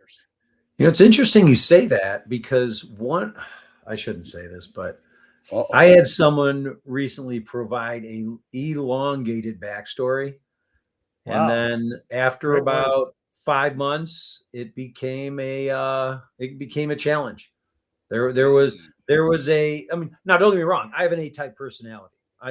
One would call me kind of a power gamer at the table, but not power as in like I want to run the game. It's power as in like it's hard for me not to know what the spell is, how it works, what's going to happen, right? You have that foreknowledge of if you open that door and you run into that room, that is never a good plan. That is never a good You're plan. not going to have a good time. Yeah. That's right. So, All right, gents, I don't I know. gotta take off to go meet Robert, No, the stay roll to master Hey, have player. fun, dude. Good luck on that. I got a lunch date appointment at the NCO club. If I don't go, a bunch of sergeants and Whoa. corporals will show up and Wow, beat me Mr. up or something. So hoity-toity. They're going to put something Yeah. in there and that's just keep the hitting it or enlisted something. guys club. That's not hoity-toity. They work for a Well, living, sir. The toilets are clean. That's true. They Good better point. be when I Yeah. sit on them. All right, y'all. It's Yeah. good seeing you. Hey, Greg, see you, take care, Steven. dude. Good to Take care, see you, man. and thanks I'll for be coming back. on, man. Love the Thanks for pick having from me. Japan. Great to see you. Yes, sir. Wow, good for him. Yeah, he's see him. I'm glad he was able to jump on. Love Steven, man. He's such a good dude. He's a good guy. Yeah, the other kind of problem I see with that, and I'm not, I'm not trying to be a jerk. I'm just telling you from my experience, it does become an issue later on, because then possibly there's a chance, and that is because then there's expectations going in of You, the DM, have to work with that. Right. and Get written and it's an even bigger problem if it's an established campaign that they're coming into, and that was this last case that I'm talking about, where it's like, okay, cool, very cool. I like, love Okay. that, love I'm that you're sorry here. about the 3 pages, Right. Angela. Okay, Right. God. What's that? Sorry, I gave you 3 Yeah, pages. Yeah, you're horrible. He's got other issues. He's got other issues. Chris It's ate only, the 3 it's only a pages. one-night show, so Mark asked a question about Judges Guild stuff, because there's been, everybody Right. loves Judges Guild. Where he's asking, where is that available? Anywhere? I would just go to eBay. I would start there. Yeah. Yeah. I bet you could pick this up for. I'll even look it up while we're here, but I don't know. Most eBay. of them are not in reprint, as far as I know, because Yeah, I don't think they're in the rights reprint. to them are all over the place. Yeah. Dreg just It's a good mentioned this place comes to with find, pre-gens. and then a lot of times if you're on Facebook, there's like the RPG auction sites. A lot of those come up. I've sold a lot of Judges Guild stuff on there. You might have a good good luck over there. Mac Thompson, he says eBay. By the way, good to see you. Just got a super chat. Pangulius, I'll mess up your name. I'm so sorry. That was a great comment you said earlier. So thanks for bringing that comment up. I believe it's Panglosius. Yeah, Panguni is that guy on Panglossius. Sunday. Yeah, there you go. or Panglossius. movie thing. Yeah. I think you just got a super Matt chat, Thompson Angela. said, I still have some, but it's 40 to 50 years old. Yeah. When did Judges Guild stuff? When was it coming out? It was the my late God. 70s. Oh, No. mid 70s at the latest, maybe even early Yeah. 70s. Yeah. This was. But I mean, the they did a pretty good run for a while because there was a lot of material. The early they actually stuff had was approval. loose leaf. Yeah. Wasn't They even were. bound. Yeah. But I mean, like, so mid 70s was because it was written for a lot of the OD&D stuff right at first, right? Yeah. And then I know that a lot of it they kind of started writing for AD&D when AD&D was really big back, just first came out. So 77, 78, 79, 80. But when did Judges Guild kind of stop? 70. Does anybody know? When did Gygax pull the licensing? It was like 79. Yeah, would it have been 83? 80? It might have been that. I don't even know if it was that late, to be honest with you. When did they go? When did they go out of business? I think it was. Yeah, 80. so Matt Thompson 82, says but 77 to 83, 84. 83. Okay. That sounds about right too, Yeah. because it was right before Gygax left, I think, or not left, but you know what I mean. So 76 to 84, is that correct? Okay. All right. Yeah. So just to give the audience on eBay right now. Ooh, there's a white copy of the Dragon Crown. That's the one I have. So yeah. So you've got 4, 6, 7. Oh, there's plenty of copies out there on eBay right now. And they're ranging anywhere from $20 to 65. That's pretty good, dude. Yeah. Someone's You can asking get a copy 100 for $20. I got 120 for mine. That was years ago. Yeah. If it's a play copy, who cares, right? Well, I played it. Yeah.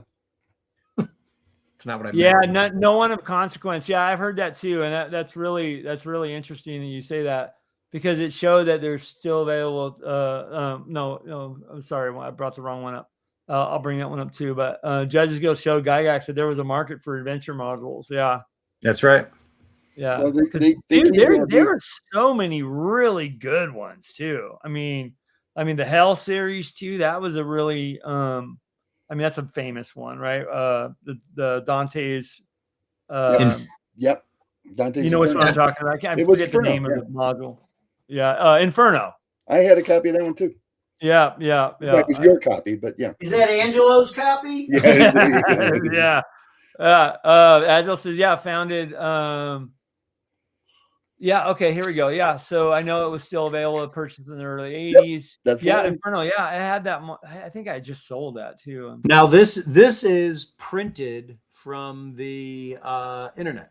I just printed this off because wow. I think for the original, I think you're looking at some pretty good cash for the original in any good condition. I don't. which Yeah, I even don't think remember they what exist. mine went for. I sold my copy of Inferno Yeah. too. But no, what was the what's that whole Judges Guild appendix, or they've got an archive out there or something? Yeah. I don't like to say it on here, but I know you can get them Yeah. online. Yeah. I can say it though, right? Yeah, I Right, didn't say it it either. might be and I'm not saying that I have every PDF either. I'm but- not saying it either. It might be a pirate site. Yeah, I don't know. Yeah, I'm not sure. Oh, I is it? think they're Oh. I don't on know. it. Arr, it's a pirate site. Arr. Yeah. Mac Thompson said we played a lot of Judges Guild stuff back then. Yeah, he too. Because he was always been given extra copies of things that we're printing. Yep. I mean, and there was such good. There's just I love all the old TSR original models, but man, they just did it. It was just so much good stuff too. Well, I think 83 was the crackdown year, because as I remember, that's when I got the visit from Harold. No, it was before then. The visit from Harold Johnson, nice guy, came over and said, "You really need to stop making adventure modules, Chris, because you need a license for that." And and they were very pleasant about it. That with the old Pitfall modules that we did. Yeah.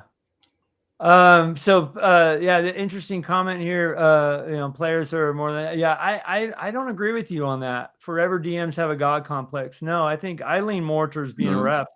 Well, it depends, right? I mean, there might be some out there, but I don't think that's and their games tend not to last. To be honest with you, the players all drift away after a while. Yeah, Right. I don't think that's sustainable, because if I was a player, I don't want to play with somebody who's got a God complex. Even though you use the term it's your world. You're the god of the world. But I see me as a DM. I see me as a player. I see me as finding out with the players. And that's why I'm so light prep. I'm so easy peasy. If there's rulings, I check with the players. I ask Chris, he's in my campaign. I say, what do you guys think? Does this sound cool? Well, yeah, right. Right. I mean, and Chris is always one. Well, you're the DM. You tell us. And I'm like, we're all DMs here, really. Well, so I'll be honest with you. I've had to take a break as a DM from time to time, which we all, you get to that burnout phase, right? Yeah. And I've handed it off to one of the players where it's like, hey, I understand you're more of like let's say you're a 2E DM, right? You've been playing 1E for the last 10 years. And now it's like, we're going to take a break because, everyone wants to take a break. All right, let's take a break. So you start a campaign and next thing they turn into a forever DM. So you run the risk. I mean, but you're right. I mean, some forever DMs could be a problem. No, there's definitely, but I don't think it's a majority. I mean, from old school, I don't think so. Right. Well, and seriously, my philosophy has always been, okay, I've written the story up till now that we begin playing the campaign, but you guys are going to tell me how it ends. Period. And it may end on a different planet. It may end with evil taking over the world because you guys became evil. That's up to you, not me. Yeah. Right. Right. Don't prep what your players are going to do. Only prep up to the point that they join the storyline. That's always, right. Yeah, always. Oh, I find that prepping what the players are going to do never works. Well, you wind up with rage quitters. No, I'm kidding. Well, I mean, you know what I mean, though. You guys as a group are never going to do. Sure, I've been guilty of steering you guys a couple times, into the trap, But you felt like you had to. Realistically, if I prepped thinking that I know what you guys are going to do, it never works. It never. And it's like it's like going in with an expectation, and I find it easier for me to. That's why everything's random with me. Well, everything's random, dude. I use reaction, which is random. I use loyalty, which is random. I use wandering monsters, which is random. When you find a magic item, it's random. You know what I mean? Like everything's random. I'll find out with you guys. Sure, that's hard to do all the time, but we used to bring a gang of like 8 people to run events to Gen Con, right? And we would train them. If they hadn't run G&D before, we'd train them. There you go. What to expect from players you don't know. Yeah. And so we'd all get in the group. And for instance, one year I wrote a module for Legendary Adventure called Enclave. And you go underground and there's this sunken pyramid, which somebody rocked to stone and sank the pyramid in mud and then sealed it in rock, right? So that it would kill all the undeads or at least entomb them forever. And then unfortunately, somebody dug it up. So then somebody went down later and put a big tablet-like seal on it that would keep all the undead encaged in it. And so in playtest, my partner, who has passed away since, goes down the tunnel, grabs the plaque, throws it up out of the hole, and goes, "Hey guys, look what I found!" Yeah. And our GM that's in training goes, "The hell do I do now?" Yeah. What do I do now? You got to be prepared for something like that to happen. You have to. Right. And I think too, it also comes with experience too, because you can just improvise stuff. You just pull it out of your butt. Yeah, exactly. I said, make it sound like you knew all along this was going to happen. Always. Yeah. Yeah. And just roll with it. Just roll with it. It's a game. Have fun. Yeah. Learn as you go. Check in with your players and just keep and just have fun. At the end of the day, have fun. We had like 4 rules. One of them was don't use profanity and things, but the bottom line one was always make it look like you meant it. Always. What is profanity? I don't even know what that is. Hey, see you later, Swords and Stones. Take care. Thanks for being on. Thanks for joining. That's for fans who do it professionally. Profanity. Yeah. Something. I don't know. God, I miss. You can make up words now. You can. Yeah, Mark, you're right, Mark. I mean, there are all kinds of game masters, just like there are all kinds of players. Yes. You're 100% right. That's and right. We did the training just because at a show you want to make sure your players always have a good time. Yeah. Win, lose, you try to make sure they had fun. Well, and that goes for the DM too. That goes for the DM too. You want to have fun too. So, I think there's also two schools of thought as well. One is at a convention, I think all the players come to the table with more similar expectations. We're going to spend 4 hours. We're going to game hard. We're going to have fun. Or I'm going to go to my next game. But in a campaign, I think one of the biggest challenges with a group is when you bring in a new person into a group, because those dynamics shift. And I don't know, sometimes they come in and they're wearing their best. And next thing you know, 3 months later, you're like, yeah, there's something off, right? Something's wrong. Either they're forcing it or they want to take over the game, right? Yeah. Or maybe they're just, God forbid, they're an excellent player that's just having fun and is a real cool person to hang out with, right? Yeah. I mean, so I think that's part of a GM's challenge too in building a campaign is having the right crowd, having the right group. So Mark just hit it right on the.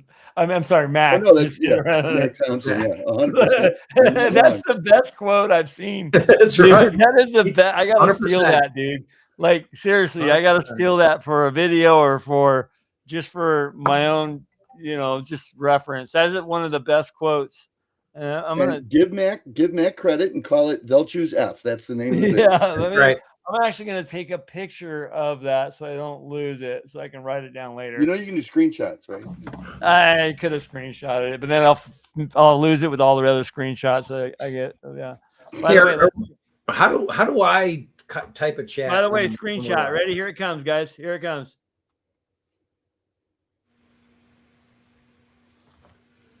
That's it? That's all we get? That's all we get? Yeah. Yeah, here it is. I'll put it on the screen. Here's a screenshot. Loading. There you go. Look at those three knuckleheads. What the hell? But anyways, yeah, that's a great quote. That's sorry, I squirreled. Okay. Anyways, let me see. Robert says, "I'll never." Yeah, I like the quote you said too, which is very true. No one of consequence says, "I've been DMing the same group for 12 years." Seems to me like they're having fun, and it's an online Roll20 game, which is be easily to ghost out if you weren't having fun. So yeah, congrats on that, dude. I mean, that's you hit it right on the money. Yeah, if they wouldn't they wouldn't be there. So yeah, well, that's true, right? You're doing something right. Yeah. Okay. We're getting into Dreg's getting into the what's the term where you're looking at the for grammar, it's like entomology, right? Entomology is insects, but yes. No. But no. Yes, but no. Well, what is that? What is the root of word? What, to break it down into categories and then further categories and further categories? No. Like the root Where words come from. Oh, logi is study of. That's Latin for study of. Anything logi. Okay, that's not what I'm thinking. But anyways, Dreg's talking about the Persians. Dreg knows. I went back and forth with him debate today about. Yeah, there we go. Okay, here we go. This is a classic Dreg comment about. There you go. Yeah, the root is the same religion. He's correct. Etymology, correct. Yes. Etymology. There we go. Yes. Okay. There you go. Root of the meaning of words, right? Yes. Not the study of insects. That could be one way of describing it. Yes. Can I link you to Discord? Yes, I'll give you that real quick. I'll do that in a second, Mac. To Westerner who's never been reading Wikipedia. Sure. There you go. Mac Daddy. Is that the word? Yes, this word right here. There you go. Etymology. I thought I was close, right? What is the etymology of the place known as tarnation? Now I know it's a little bit dated, but what in tarnation, right? So I'm thinking that it might be a rather racist slur type thing, which is why nobody uses it anymore. Well, that word is very close to enema. So they're both close to enema. They're both rooted in. Never mind. Did you say what? We just lost. We just got demonetized. The whole crowd's gone. We're derailed. No. There's nothing wrong with that. We're continuing off of a show that talks about health. Okay, so there you go. Oh yes, thank you for the reminder. I wanted to bring that up tonight. I wanted to bring here's the link to the Discord channel, dude. Go on there and say hi. All right, what was that? Thank you, Mac. Mac Daddy. Mac Thompson. Right. What I was going to say is thank you for reminding me. Is it okay if I wanted to bring up, I think something that we talk about, but we don't really get into too deep is it's con season, right? You guys are getting ready to go to North Texas. People are going to Gen Con. People are going to Egg Con. People are going to CYN Con, right? There's so much going on. How do you build your immune system, right? Because you just tapped on the health, Gamer's Health, right? With 10K, Yeah. He does a nice piece on it. So expanding on that, what I guess question to this crowd is, do you guys beef up your immune system? And if so, how, prior to going to a convention, right? I mean, I suppose alcohol, you could drink bourbon and that could burn off all the germs, but that's probably not what we're trying to get at. So I guess my question is, what do you guys do? Do you take supplements? Do you shower regularly? Do you run a 10K? I mean, I don't. When you're on the road, right? Yes. Going to a show and at the show, where do you eat? Well, you eat a lot of crap. We really do. Right. Gamers, we eat a lot of crap. Keep a bag of oranges. Have a few every day. Okay? It will never be bad for you, and it's generally good for you. And they're not that expensive. Yeah. Don't even throw granola in the truck as your snack, okay? Throw a bag of oranges in the truck. So for me, I wouldn't do anything different. Because you're the epitome of health. I'm a supplement person, right? So I take every morning. I take all my vitamins, which is a huge. Okay, you guys want to hear this? Okay. Sure. Can't wait. So, and this is coming from the body of a 26-year-old, right? Okay, so I know the feeling. I'm only 24. That's what my doctor says. So, anyway, so I take every morning. I take creatine. Okay, I take vitamin C. I take a slew of different vitamins, from vitamin D to niacin to D3, a whole bunch of other, just like packs. I don't drink. I do vape now, which is bad. I need to stop. So I don't drink alcohol. And I run a lot. Okay. Also, this is the secret, guys. Let me tell you the secret. Methylene blue. Well, there you go. Yeah. Okay. Blue Chew. Yeah. Methylene blue. Is that new commercial for men? Or is no? It's that stuff they put in the urinals, right? No. Yeah. That's the stuff that came out of the Tidy Bowl man or something. I don't know. Yeah. That's what I do. I wouldn't do it. And you know what you do? Wash your hands. I mean, you don't have to. It doesn't hurt. Yeah. I'll tell you what. When I go to the restroom, I don't touch the door handles. How do you get out? You can get it from a doorknob. Yeah. No, I use a napkin. I use a napkin after I wash my hands. 100%. After I wash my hands, I use that same napkin and open the door like that. Boom. Yeah. You're not that guy that waits for the next person. Goes on the door handle. Okay. What's that? You could always wait for the next guy in line to go out first and then use your foot. Exactly. Or you could just say, can you hold the door for me? Could you get that door? Can you get that for me? I mean, but that's the place a lot of people get sick is from touching door handles. Right. Listerine too. You can bring one of those little travel Listerine bottles with you, and when you gargle with Listerine for 30 seconds, Listerine says that it kills 99% of all germs in your mouth. Yeah. Yeah. Wow. And then spit on your hands. Yes. Spit on someone else's hands. Here's a and I drink coffee every morning, and also the other let me Hang on. Uh-oh. Hang on. We got to read it. Hang on, let's see what this one is, guys. BLS yellow. Okay. Complainant fell. Polio in left leg and in pain with hip pain. Swelled knee. 73-year-old, conscious geez, and poor guy. breathing. The other kind of thing that I do, besides coffee in the morning, is White Monster. White Monster, guys. I'm not sure what that is. Is that Yeah, a Matt, drink or something? I'm not so sure. I'm not sure that's helpful. White Or are you Monster, are you dude. telling people White you- Monster every Are you morning. telling people Energy you drink. release the White Monster? No, okay. White Monster. Chris. Chris, He's got a whatever. dog. It's a little dog. It's got white fur. Oh, what do you that's the think? monster you're talking Yeah, about. You're what talking were about you another white thinking? monster. Oh my goodness. Oh my goodness. My morning is a half a glass of a glass of half water, half orange juice, 2 cups of coffee. I'm off and running.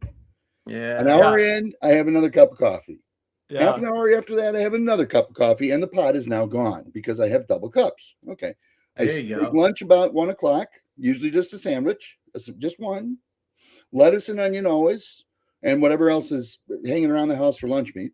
No cheese because cheese is just too much fat in the middle of the day. And then I go outside and work for about an hour. Today was 2.5. I did really well today. And then I come in and get the sweat off of me. And so usually a shower. Not always, sometimes just a towel. Depends. If Marcia's going to be home, yeah, I shower, but whatever. And then I don't eat until dinner. And then I have a full dinner. And that's it. And 8 hours of sleep a night was like 1990. That was the last time I got an 8 hour sleep. Is he talking to us? These comments, you guys are the best in comments, by the way. Did you see Mark the Shark's comment? I'm trying to get to the comments. You guys in the chat. I love you guys, man. They're awesome. So let me get to the comments real quick because Sure. Chris, I don't even know what you I'm said. done. No, I'm done. Okay. Yeah. Black coffee in the morning. Yeah. Eat a balanced diet. Get 8 hours of sleep. Yeah. I never get 8 hours of sleep, but I do sleep. Good luck well. with that. Right. One thing that is really big too, and no one of consequence, is gardening is a good immune system. Yep. Grubbing in the dirt. Yep. Get out and move, man. Right. Get out and move. That's why I love going in the mountains and trail run. Grubbing in but I also am a huge gardener. So like get in there. Like this last week I've been planting a lot. So weather's finally good. Touching the grass and putting your hands in dirt. I mean, that's the best. I mean, I don't know. I grew up that way. So I don't know. I love it. I love it more than anything. Yeah. Chris gets out a lot too. He's the man of many tree cutting talents. Oh yeah, here we go. Drake says also don't touch doorknobs. On the other hand, wash hands. Yeah, I love it.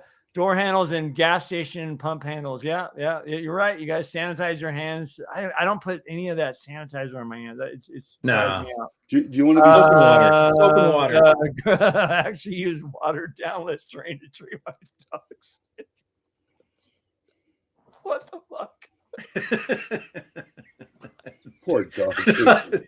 Well, it might work. You never know. What the I love the comment after. This is what's making me laugh.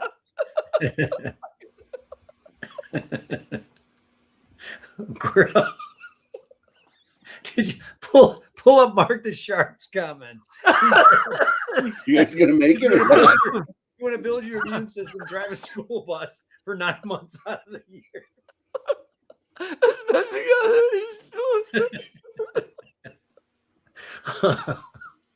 Oh, what a great community. Oh man, you guys are the best. Okay, I I'm still far behind. Oh shoot, Jay Taylor, welcome. Watch those energy drinks. Yeah, I'm a heart attack survivor. Yep. I hear you, man. Blair says here. I thought I was because I was an energy vampire. What? I thought she was gonna kick us out of your own live stream. Jesus, Blair, I haven't had 8 hours of sleep since I had. Okay. I'm sorry to hear that, bro. I shouldn't laugh at that. That's probably a real thing. That's probably. Yeah. COVID. Hi. I thought I used a mask. Yeah, when I used to visit my mom. I went to visit. I thought it was something in the air there. Turns out that she was using decaf coffee. No, that's a real thing. That's Right. caffeine Caffeine withdrawal. headaches. That's a real. That's the worst thing that somebody can do to you. You get fucking coffee. Well, be apprised. The coffee in Dallas is a little bit weak, sister. When we go to Dallas, my wife brings an extra can of the instant coffee, and I usually put 2 spoons in the cup of coffee that they bring me, just to bring it up to reasonable levels. Yeah, just don't drink coffee, but okay. Where's Mark's comment? It was earlier. MRE coffee. Yeah, I feel it to avoid caffeine. Yeah, oof. Was it just come like as a MRE Well, coffee.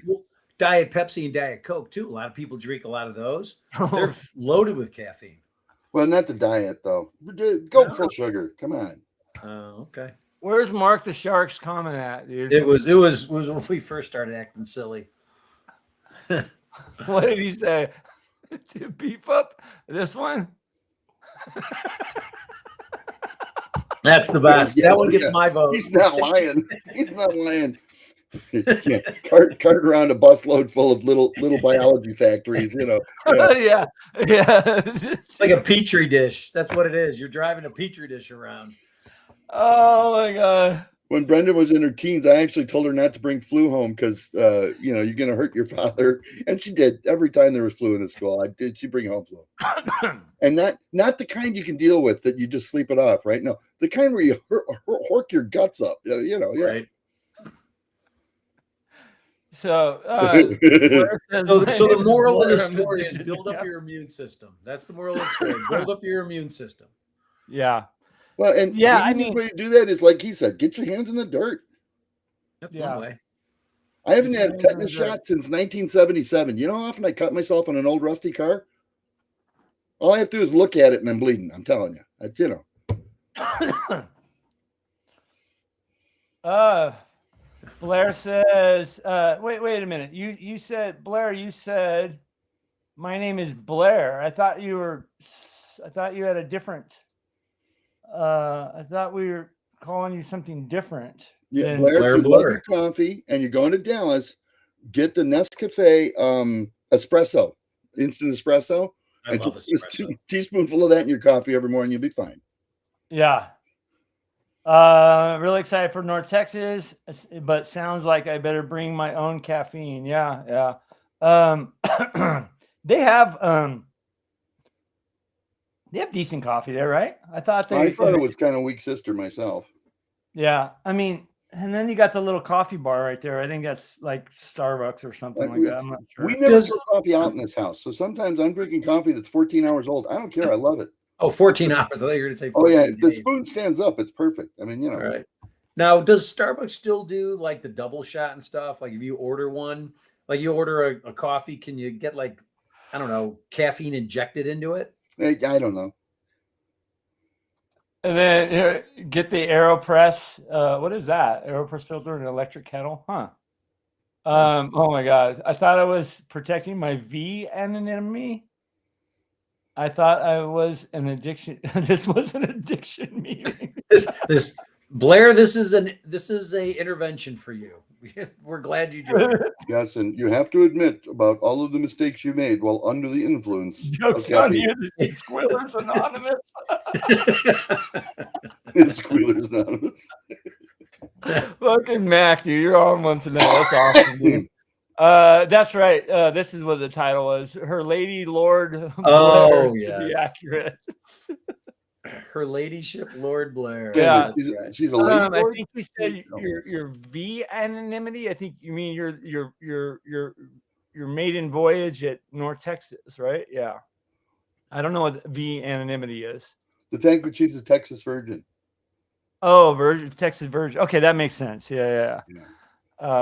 Yes, tis I, Queen. And the crown. Crown, yes. Just in case you needed reminding, young man. Yeah, I guess. Sounds like it. I mean, guess you could get Starbucks and drop a couple of no-dos in it. What is happening to this? Okay. I didn't even want to see me without you. Do not want to see me without my coffee. Oh, somebody's a dice addict. Okay, I like it. Wait, what was that, Doppio? What was that? Starbucks Doppio can have extra caffeine. Ask Okay, for. I'm gonna try and bring this back to earth here. Have you ever put drugs in your campaign? Is that And I different don't than mean an taking inner city drugs? campaign. I mean a D&D. Well, think about it. Yes, the Bard right now has the leaf Yep. that you guys can smoke to. It's so interesting in our campaign, the Bard found, there I put the way I flesh out, the area, there's certain herbs and things that you can find, because we have a couple players, like, you have a druid, you have a ranger, and this bard, and they all kind of like to go out and hunt for, there's healing herbs in the area. So one of them is, and I forgot the name of it. You can find it on the blog that I have a whole write up on herbs that are around Hamlet and Verberbonk and the gnarly forest. But anyways, one of them, I think it heals for a D8 of hit points. And then it also, for 4 hours, your dexterity is -4. Yeah.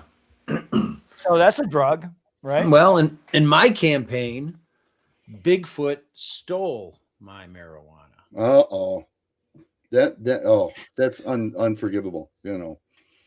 My buddy got this for me from Seattle. That's why.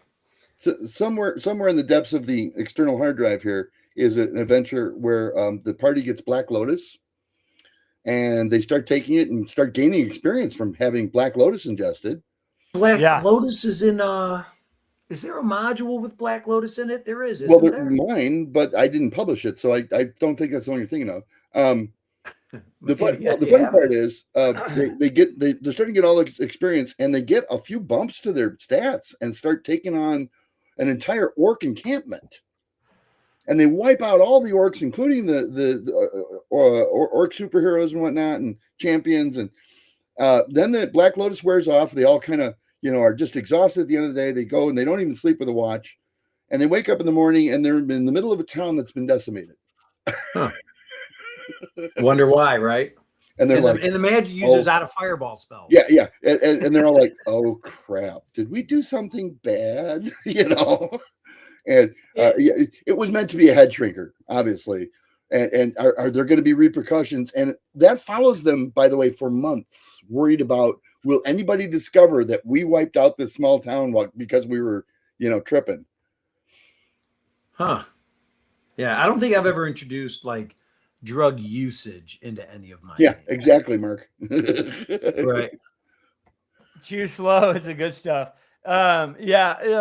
Isn't and you guys can probably correct me, because I'm trying to remember, I think in Jeff's Hyperborea, isn't Lotus a big thing in his world there too? Yeah. That is where I borrowed it from, yes. And not from Jeff, but from Conan, so yes. Yeah, and I think that was part of he incorporated that in his world a little bit. But I could be wrong.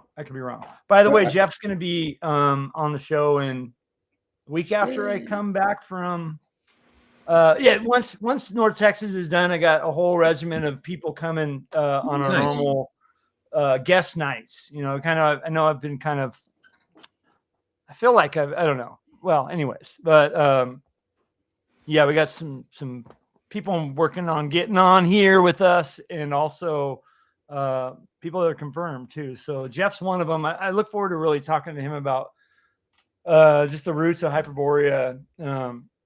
Jeff's a really good writer. I really enjoy. Yeah, he's a good dude too. I really enjoy every talk I've had with him. I really enjoy him. He's a good dude. So Hyperborea's got a lot of material too. I mean, he's still cranking that stuff out. Yeah, I would say, and I've had up until probably his last couple ones, every single thing from Hyperborea. I did not get 3.0. I did not back or get into that. I kept playing 2, second edition. I don't really even know what he changed in third, but Yeah. and I played in a lot of cons, a lot of the games, you know, with Prada and with Chainsaw and, you know, all those guys. Really, really good modules and good. Just I love the world. I like what he did with the world, and I also like that there's no demi-humans. You know, it's all humans, and it's kind of, you know what I mean. That's well, there are, but you know what I mean. It's focused on Now your campaign you're running, Angelo. What did you say? It's human centric. Well, Not really. not really. We just every player in it is human. We've had the half elves and half elves and half elves and a gnome and dwarfs and but really right now the campaigns consists of all humans. Well, and the dwarf player kind of dropped out because he maxed his level, which is the problem with dwarves.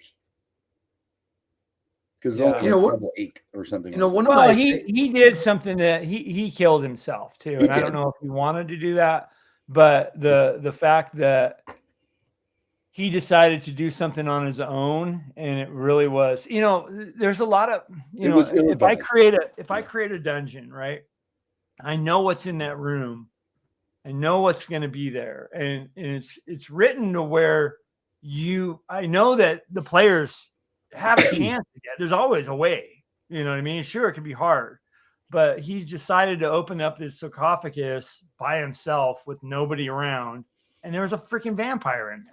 You know what I mean? And that'll do it. Yeah, and I think he was very low on hit points too, right? Yeah. He didn't die from energy drain or anything. He died from well, it's not like there's not a cleric that can come down in just a turn or you know, a combat round or two, dude. Just wait. Right. You know, no, he didn't want to wait. So. You know, what's interesting is one of my favorite memories, one of my most fondest memories of when it's probably 82-ish, playing D&D with an uncle of one of my buddies, my best friend, his uncle. We played D&D and he ran a dwarf, and he was a 10th level dwarf with an axe. So he was maxed out on level. Okay. But he didn't care. It was just, he would just play every once in a while and just have fun. Yeah. And it was just one of the greatest memories because everyone knew he was maxed out. Everyone else could still level. He didn't care. He's running around as a dwarf with a magical axe, and he's fighting, and we're just playing a game, and it was pretty cool. So I'm not so sure that, I mean, I get it, right? If you're gonna max out your demi-human, right? No, not demi-human, right? What am I thinking? Yeah. What are okay? You're thinking demigod instead of human. No, I'm thinking like an orc. An orc isn't a demi-human. They're a humanoid. There you go. So yeah, I mean, some folks might get tripped out on that, right? Being all capped out. But sometimes that's the best way to play. It's just when you just are having fun, you don't care. Back in 82, I could throw a pigskin a quarter mile. No, I love that movie, dude. I seriously watched that movie probably once every 6 months or something. Back in 82. Oh my God, you're killing me, guys. Sorry, I didn't mean to interrupt you. You know what movie that is, right? No clue. Wait, don't tell me, because I thought I knew. I was going to say the Brian Piccolo story, but that's probably not it. Longest Yard. I don't know. Oh, that could be it. Dirty Dozen. No, that's not it. Here, I'll bring it up. Uh-oh, here he is. Oh, Napoleon Dynamite. Okay. Vote for who? Napoleon. Who is it? Vote for Pedro. Pedro. Vote for Pedro. Vote for Pedro. They make t-shirts. I thought so. That movie was hilarious, dude. Yeah, I gotta buy one of those t-shirts. I was gonna bring up the video of that scene, but I don't know if you're allowed to do that. I don't know if you are either. Yeah. I don't know. Vote for Pedro. Love it. Yeah. God, what were we talking about? Well, I tried to steer us back to D&D by asking about drugs in your campaign, but yeah.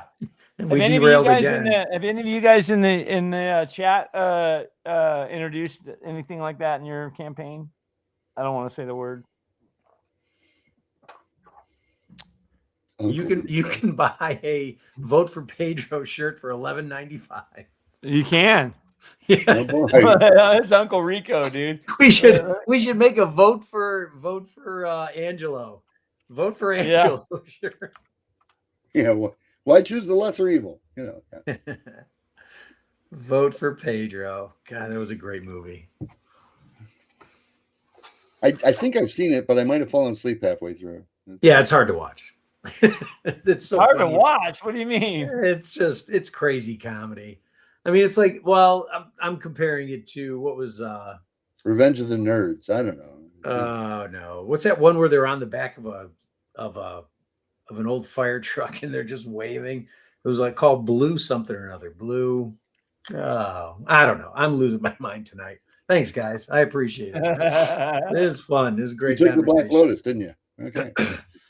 Yeah, that never got published because everybody I worked with said, "Don't publish that." Oh my God, yeah. That's a non-recoverable sin.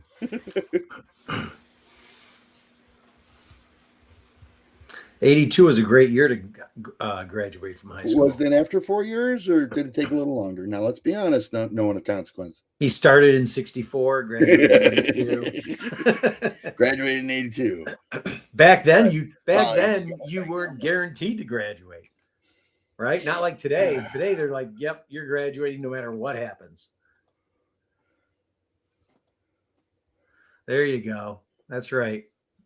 Val Varsity Blues. Blue. What was I thinking of?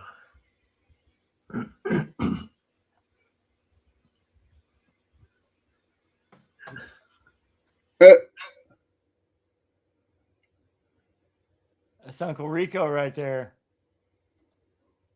Well. Now, is he talking about the mountains that run up along Verbank there, or no? Okay. I saw the fade, and I thought maybe those mountains. No one of constant. You graduated from high school in 82. Yeah. Why vote for the lesser evil? When I was a junior, we had a word for guys like that. We called them freshmen. Yeah. Okay. Anyway. What year did you graduate, Greg? 85. 85. How about you, Chris? 1980. 1980. Wow. And I had a Firebird to drive to Somebody school. upstairs just yelled, "I was born in 1980." Sorry about that. Well, there's nice. a few key facts for the 80s, those of us who were in high school in the 80s. So in Illinois, anyways. So in Illinois, in 85, there were no DUIs. So 86 was the first DUI. So imagine the progression of laws from 81 to 85. 81, there were no laws. 19, drive to Wisconsin, whatever you want to do. 82, they would take your beer and send you home. Yep. 83, they'd take your beer, send you home, and maybe give you a ticket. 84, they'd give you a ticket, take your beer, and send you home. 85, they would take your beer, take your fingerprints, and say, take your license. That's right. But it was hilarious. It was just the progression in the high school in the 80s. I mean, and then 86, I graduated, I go to college. Next thing you know, they got DUIs out. All the high school kids are in trouble. Those were the years. It's 1980, and I go to the liquor store because I know I'm going to college in just 3-4 short months, right? And so I go to the liquor store. I load up on a case of bourbon, okay, because I want to be popular at college. All right. I get to college, and they've changed the drinking age. So I can no longer buy booze. Guess who the most popular 19-year-old freshman was at my college? The kid who legally bought a full case of bourbon because no one can buy any anymore. Yes. Wow. We could sit here and talk about stories I probably shouldn't say. So I won't. Oh man, this is the place to do it. By the way, everybody in here. So yeah, you're putting your year you graduated. Roy Lovejoy says 1991. That's the year I graduated. Roy And Lovejoy. That's a that great name. That must be that you were born in 73, right? 1977, I got a ticket for street racing that wasn't, it was a warning ticket for 142 miles an hour. Honest to God. And that's A only because warning. you stopped. That's only because you stopped. That was his I only did brush stop. with the, I that was was his 16. You know, that was his only brush with the law too ever in his life. not entirely, but yeah, Oh. I got If you I get say pulled so. over once for not having my license with me and driving with my head out the window looking at the rear of the car because I wanted to see if my air shock fix it had worked. It was 4 in the morning. Getting pulled over for a ticket is not brush with the law. Yeah. Okay, well that's all. That was it. Yeah. Well, it's Yeah, an I know. interaction. You told It's me Other an than that. that, Right? I've never gotten caught doing anything else. I mean, I've never done anything else. Yeah. Right. Yeah. One of the funniest movies about getting with the law and stuff. Because what was the Lovejoy on here? Yep, Roy Lovejoy brings back memories of McLovin. Remember McLovin? Yes, McLovin. Dude, I love that name. I want to Yeah, change my yeah. name to McLovin. You That'd can be do that. awesome. And you know, And then when he goes in the grocery store and the cops are like, dude, that name is so cool. my first tank of gas, I paid 9 cents a gallon. I believe it. You were born what? 1840? What was Yeah. it? Dude, they I don't have even know. gas I then? don't even know why I said Lovejoy. You're right. It says yeah. Love Love day. Day. What the hell? What was wrong with me? Dude, you guys are screwing me up today, man. Sorry about that, dude. No fighting on the railroad. Yeah. Okay. Lost Missionary. I never seen you on here, and Nice, welcome. welcome. And that's awesome. Left school in 1981. Yeah, I barely graduated in 91. I had to make up my senior and junior year in 1 year because I got thrown out of school my sophomore year. Yeah, boy. And I'm not telling you guys why. Well, let's put it this way. It couldn't be any worse than I show up for my first day in high school. And it's one of my best friends to soon be is being wheeled out on a gurney by the paramedics because he tried marijuana for the first time in his life and it didn't go so well. And that winds up being one of my future best friends, right? I'm like, oh my gosh. And then that year, so this is what, 81? Oh my gosh. I don't want to take over the whole show. I'm sorry, but No, keep going, please. it's senior prank day, and I'm walking down the hallway. And what do I see come running down the stairs? A greased pig. It put Vaseline all over. It's a freaking hog running down the hallway. It was amazing. It was fantastic. It was nuts. Those were the days. On senior ditch day, I had a friend ask me if he could, and I had a really nice little car that I had purchased from the local college because they didn't want to fix it. It was a Porsche 914 I got for $50. And I fixed it, and I was driving it to high school back and forth instead of my Firebird. And a kid asked me for senior ditch day, dude, can I borrow your Porsche? And I was like, well, yeah, as long as you promise to replace it if you wreck it, sure. He's like, yeah, no problem. So everything goes fine. And I get called in the office the day after senior ditch day. You're busted, mister. You're getting a 3-day suspension. Why? Because you ditched yesterday. I didn't ditch yesterday. Where's your proof? And they have a picture of my Porsche going past the high school. That's it. And I was like, I wasn't driving that. Chris, there aren't 2 of those Porsches in Lake County, okay? Right. Don't be giving us that crap, you know. And I actually had to have my friend go to the office and say, no, Chris borrowed me the car yesterday. I got called back. Okay, you're scot-free, asshole. Senior ditch day. Senior ditch day, yeah. We all went down to brings Tasty back Freeze. Memories. Well, you can't go to the Tasty Freeze in your Porsche. You got to take. I had a '75 Firebird, but yeah, you got to take your Firebird. You know, right? Yeah. That's when all engines were V8s, weren't they? No, Everything was. Firebird came with a straight 6. Now mine Really? didn't still have a straight 6, but yeah, they all came with a straight 6. Yeah, And really, they were Lost kinda Missionary coming is here from the UK, man. Thanks for being a player DM since 1976, dude. That's super cool. Nice. Where in the UK are you? Yeah, and there's some Mark says he had a 78 Firebird. got me Beautiful. Great into cards. me into and out of some trouble on more than one occasion. Yeah. And Agile said his grandmother drove a Firebird, and she meant it if you get me. Yeah, there you go. I shoehorned a 68 400 block into my 75. What year Firebird was that, Chris, that had the eagle on the hood with the 6.6? Oh no, it's just Trans Am. Just Trans Am? Trans Ams, which is a special kind of Firebird. It's still a Firebird, but it's a special Firebird. They had the Firebird Formula, and the Trans Am.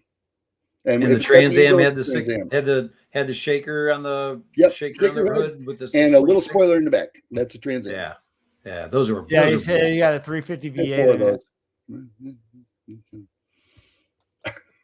Yeah, 65 Holly, 44 Marktown, same Nice. 650 here. Yeah, we're definitely glad you're here for sure. 1980 Camaro, blue sky. There you go. I gave the Firebird to my mom, who drove it to Waukegan High School, and got the nickname Hot Rod Sandy. She was a bus driver at Waukegan High School. There you go. And of course, I had painted it fire engine red at that point, jacked it up, put big tires on it. Right. Yeah. Cotswolds. I don't know where that's at. Lost Missionary, welcome. Thanks for the warm welcome. You're bet, man. Thanks for jumping on, and I'm glad you're here. 76 I don't know Monte where Carlo. Cotswolds. I'll have to look that up. Suspensions were too light on the mid 70s Monte Carlos. Other than that, it was a good car because full frame. You could soup the heck out of them. And didn't it come with bucket seats front? Well, they fit. I don't know if it actually came from the factory with them, but almost all of them had them. But they also spun. I think they turned too, didn't so you can get in and out? No. One of the cars had those in that era. I can't remember if it was the Monte. It might have been. I think it might have been. Oh no, maybe it was a Malibu. No, it was probably Malibu. It was a version of the Chevelle. Okay. Yeah, Chevelle Malibu. So, whereas the Monte Carlo, the car was too long for the suspension under it.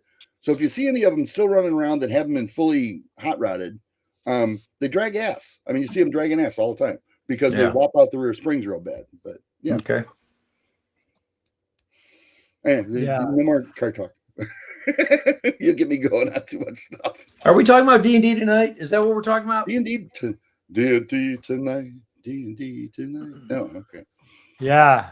It was great. I love forcing the occasional moral question in a campaign too, to be honest with you. What's that? Forcing a moral question on the characters, because some of them are lawful, and whether or not they're lawful good in real life doesn't matter. It's how they're supposed to be as a character. Force them to get into character. And so, for instance, these goblins won't kill themselves, right? You walk into this one place, and there's a stream running through the cave, and there's a goblin woman doing laundry with her kid next to her. Yeah. Well, there's still goblin guards everywhere. Do you let her go so she can go warn the guards? Or do you kill her to keep her quiet? You're going to kill an unarmed woman and her kid to keep them quiet because you don't want to face the guards. I mean, it's tough because neither choice is a good one. Well, an unarmed goblin is still so far all the parties have killed the woman and her kid. Yeah. So it's still a goblin. Right. Well, they've got that's an interesting one. Yeah, I mean, how do you deal with that? I mean, obviously with a lawful good paladin. Oh, right. And the paladin, of course, is like, I don't know if we should do. And the clerics are always like, this doesn't sound like. I mean, can't we just tie them up or something? And meanwhile, the thieves and the mages are all like, yeah, let's tie them up and drown them. Yeah, no one of consequence no one of consequence just debunked your whole scenario. Right. Yes, goblins do laundry. Otherwise, by the time the kids were ready to get out of their diapers, they'd be diapered up to their necks. Just like the sack of baby with a head poking out. I mean, you know what. Now, isn't that dilemma raised in the Cave of Chaos? The Caves of Chaos? Isn't that module have it does. I think it does. In one of the rooms there, but I think that they will fight you. And they pick up weapons to defend themselves. So I think the question's answered by the actions of the creature. Yeah. Well, One of my playtest groups let the woman and her child go, and sure enough, not 10 feet from the cave, they start screaming. I mean, you can still hear them when you're in the cave. And then, of course, the characters that wanted to kill them look at the other ones and go, "See, look what you did." You know. Yeah, yeah. That's a tough dilemma. Blair says she's off to bed, nerds. Bless you, and I'll behave in my absence. As long as behave can mean behave poorly, no problem. Or you shall receive 20 lashings. Oh, I'm definitely not going to behave. So this is an A or B. This is an if and or whatever you want to do question, right? We get a choice. Is that what you're saying, Blair? It sounds like a choice. It sounds like your arms being twisted right now. Yeah. Mark says, if they're evil, why not? That's true. You slink out because they could be saved and become good. Let me see. Don't threaten us with a Mark. It comes down to not what's their nature is, but what's yours. Yeah, that makes sense. Yep. Yeah, I like it. Well, goblins are evil, but characters, but are the characters. Yeah. What I found too was it creates a small amount of party strife. It does. All of the players will work towards solving, and so it brings the party closer together too. But over time, not immediately. Immediately, it actually splits them apart. But when they come back together, they understand each other better. Yeah. You know, one thing good about the current our current campaign right now, Greyhawk, our Greyhawk campaign called Hamlet Dark. Check it out if you guys want. I'll put the link in the chat for the blog, and there's a lot of cool stuff on there. But anyways, what I really like about that is not everybody's the same alignment. Like you have a wide range of alignments there. You have the lawful good, you have some lawful neutral, you have some chaotic in there. It's all over. And then you have I think, is your character lawful good? Yeah. Mine? Yeah. Lawful neutral, right? Yeah, he is. Yeah. I mean, and you have many gods that are being, from the Flanet, from the Flaness are worshipped. You have Alona, you have Cuthbert, you got a couple other ones. You won't mention, which is good. Yeah, I won't mention. But Dreg, you're a horrible individual. That is very untrue. I run a lot of games without chaotic evil characters. I do. Yeah. Horrible. How dare you? Wrong again, Drag. Somebody says. God, man, when Drag said gross, that's what set me off. That was so good. That was no, but I like that because the alignment differences and everybody plays like their alignment. It's really, really interesting. You should, right? Back as the GM and all the dialogue that you guys have in the group, based on your motivations of your character and your alignment and just circumstances that have been happening or have happened or things that you're associated with, dude, it's been some really cool back and forth dialogue. Here's a question for you and the audience. Have you ever had a game where as a DM, you have been warning characters or you have migrated the character's alignment to fit their play style? Rarely, right? But yes. Yeah. Like somebody maybe starts as neutral, but you've got a paladin in the group, a lawful good cleric, and over time, they may be neutral today, but over time they're hanging with the good boys and girls, and they're doing good things. And as a DM, are you ever prompted to say, you know what? You're now neutral good because your tendencies are good. Have you guys ever done that? I had a chaotic neutral player that negotiated a truce between two kingdoms. And I was like, dude, remember how you used to be chaotic neutral? Yeah, you're lawful neutral now. I went all the way across. I said, you did. Yeah. I said, you put something down in writing that becomes law. That's pretty much the definition of lawful. Yeah. Well, chaotic neutral is one of the most chaotic. Selfish. I let him play it for a little while. Yeah, that's a rough one to play because you really don't care about anyone or anything You're but just yourself. Self-centered, yes. Yeah. Yeah, that's that's the quintessential. Yeah, I'm not. You'll never know what I do. Type Yeah. of. Right. Yeah. Never needs to be Until it's too late. You won't know what I do until it's too late because I'm already gone. Yeah. Uh-oh. Yeah. Chow chow. So to answer your question, I have seen it a couple times where I'm like, dude, you're not being a certain, consider writing this on your sheet instead. And the players generally are like, okay, cool. Yeah. Or there's never been an argument about it. It's usually like, I come at it like, dude, think about it. You're not acting this way. Not that there's any kind of penalty for it, but it's more like, dude, you probably should change. He's like, yeah, I am. This needs to change. You're right. But more times than not, I've had players start with a certain alignment and say, I'm changing my alignment, and then we kind of look at, yeah, makes sense to me. Well, I wonder if that might be one way to approach alignment is during character creation. Like a paladin has to be lawful good. You don't have a choice there. Yeah, a cleric of a specific deity tends. That's to another be case, right? It could be, yeah.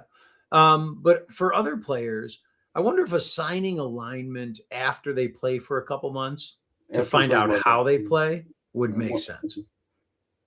Once you turn third level, yes. Yeah. You don't get to. Yeah, I mean that's an interesting way to do it because realistically,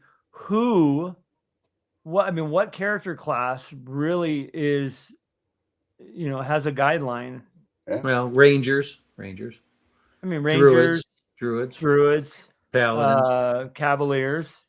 Irving's final act lawful, right? Yeah. Well, Irving's final act as a paladin was really chaotic good. If you think about it. Yeah. Because everyone else said, I don't know, according to the law, you should be doing this. And you did this. And he was, well, it can't wait. That sounds like, my personal moral compass is X. And, okay, but that's more chaotic than it is group law, Yeah. Huh. Yeah. And alignment's that tricky. It's that tricky subject. The way I look at alignment, for me, alignment's very cut and dry, right? Good, evil, or neutral, right? Neutral is tough to, you're kind of a switch hitter, right?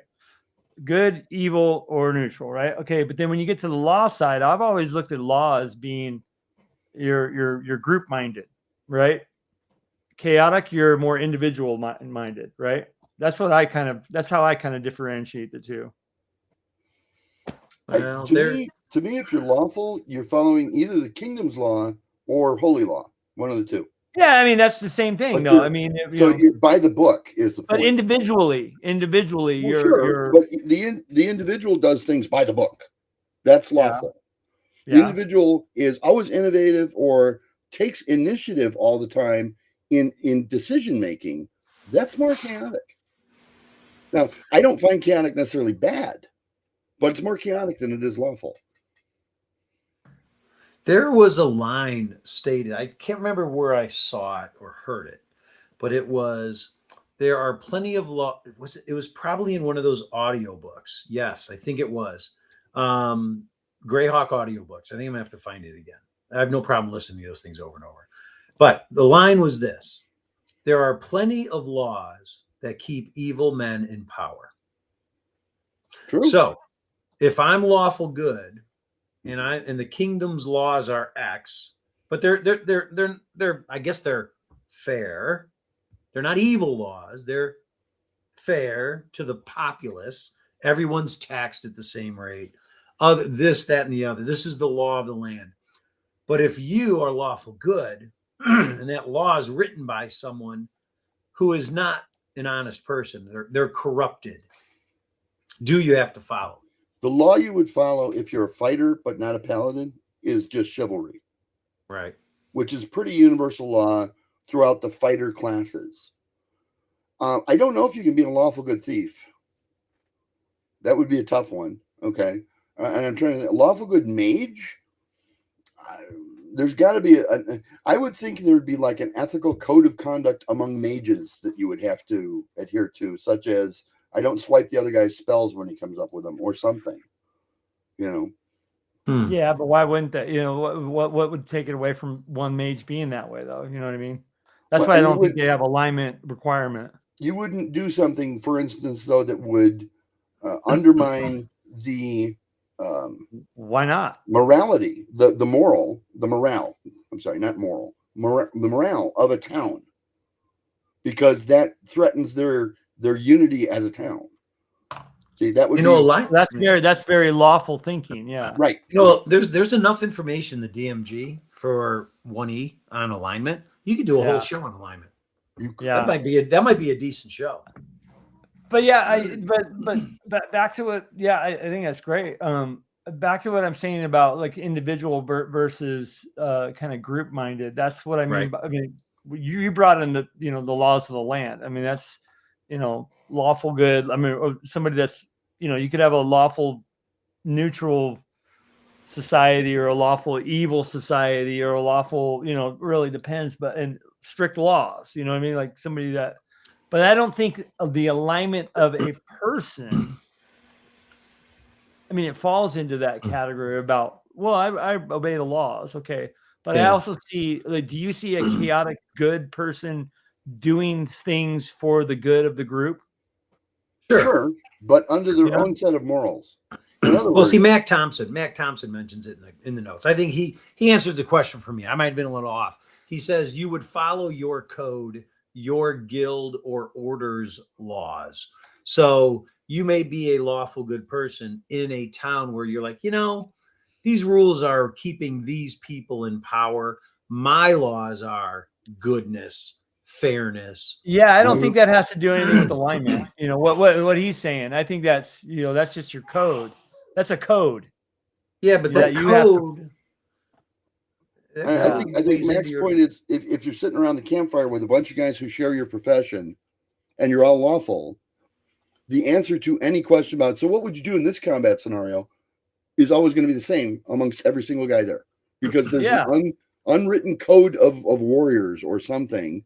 Right. That is a lawful code. Brotherhood or whatever. Yeah. Interesting.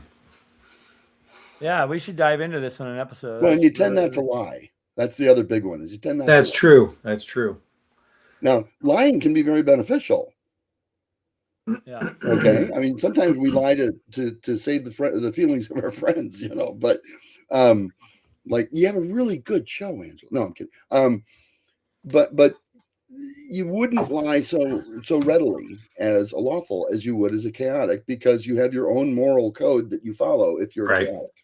Right. Yeah, he makes a point here too. The code of chivalry is another set of laws. Correct. Yeah. That's true. Yeah. All good points. I mean, if you think about it, a chaotic evil thief, right, could still be beholden to the laws of that guild. Does that mean he's but I don't think evil. but I don't think he'd necessarily. I mean, he would not chaotic evil.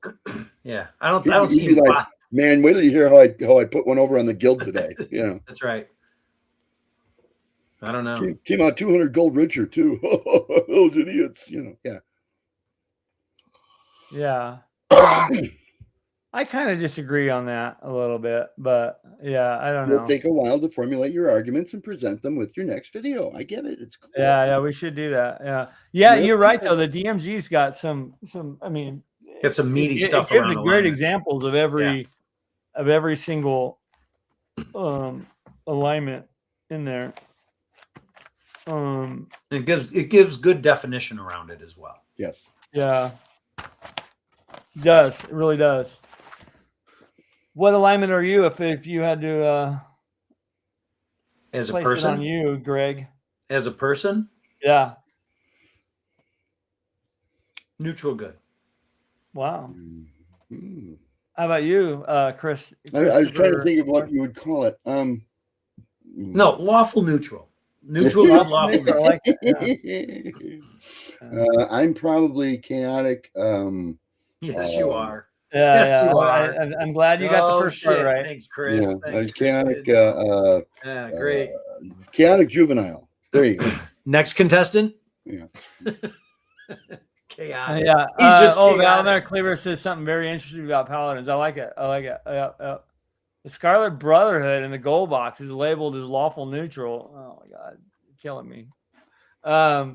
Is that gold box worth getting? Is that gold if box a worth paladin getting? has to pick between good and law, they are supposed to pick good. Any evil act causes them to lose Yep. their status permanently, but they Right. can't atone for a chaotic act.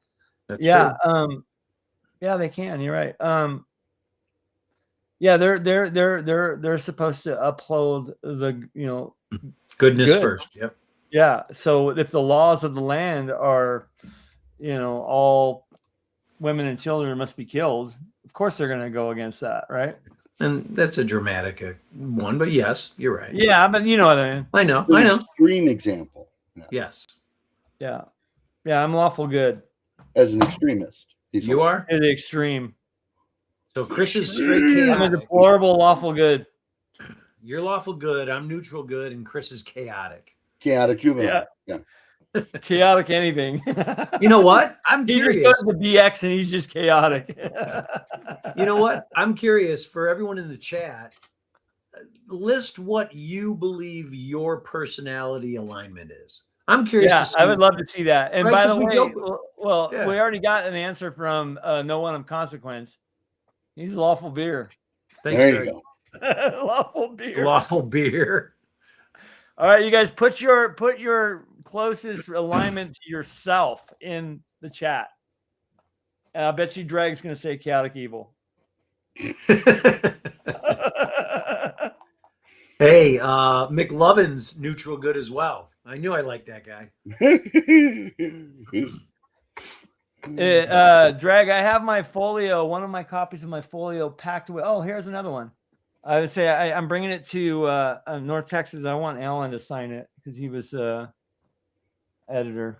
I'll warn him. I mean, sure, okay. I'm also getting a couple copies of Ghost Tower signed from him so I can give them away here. Nice. Yeah. Here's the folio. Here you go. You mean this right here, Dreg? Oh, is that my copy? I gotta see if it. Oh, you said the gold box. Okay, I'll look in the gold box and see what they say about the Scarlet Brotherhood. Mark the Shark is. I think they started out lawful neutral. You're right, and then they later on in life they turn them to lawful evil or something like that.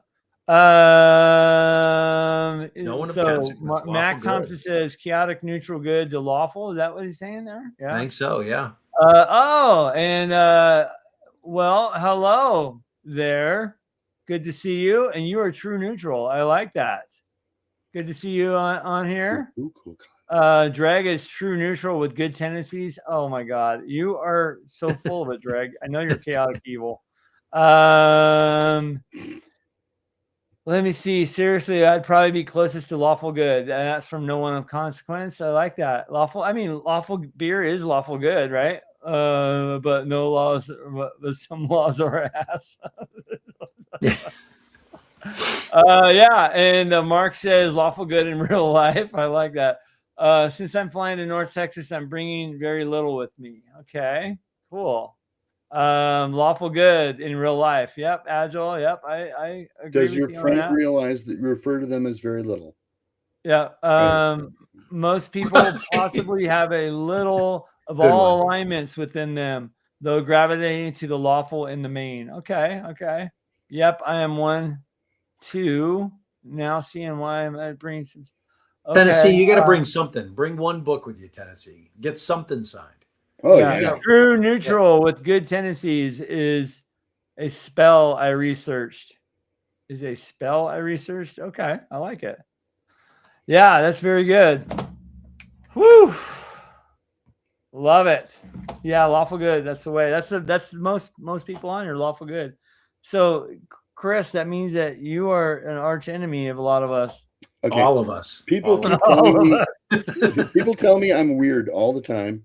And I tell them, no, weird is a matter of perspective. From where I stand, I'm normal, and you're all weird. Yeah, I agree. I admit that. I admit that you're weird. Well, when you live in chaos, or Wisconsin, right? as the case may be, Yeah. Hey, Wow. didn't you, Chris, didn't you have a medieval garb sale today up at the brat shop up by you? Ren Fair. That's actually a bit south of me where my daughter lives, but yeah. Yeah, the Ren Fair. I think the Ren Fair had a huge sale They're on medieval actually wear. Ren Fair's right on the border. Yeah. But, well, you didn't hear about that? You no, I don't remember this. You ever go there? Sure. Okay. Yeah. Oh, speaking of alignments, what's interesting, guys? I just bought a suit of armor. Uh-oh. And so I'm going to make chainmail bikini a stand for it so I can kind of mount it. Yeah. Oh, I thought you meant you put a lawyer on retainer. No, let's not talk about lawyers. I thought he bought a chainmail bikini. He's going to wear it to North Texas. Dude, that would be awesome. No, that would not be awesome. I have the body for it, dude. What? Okay.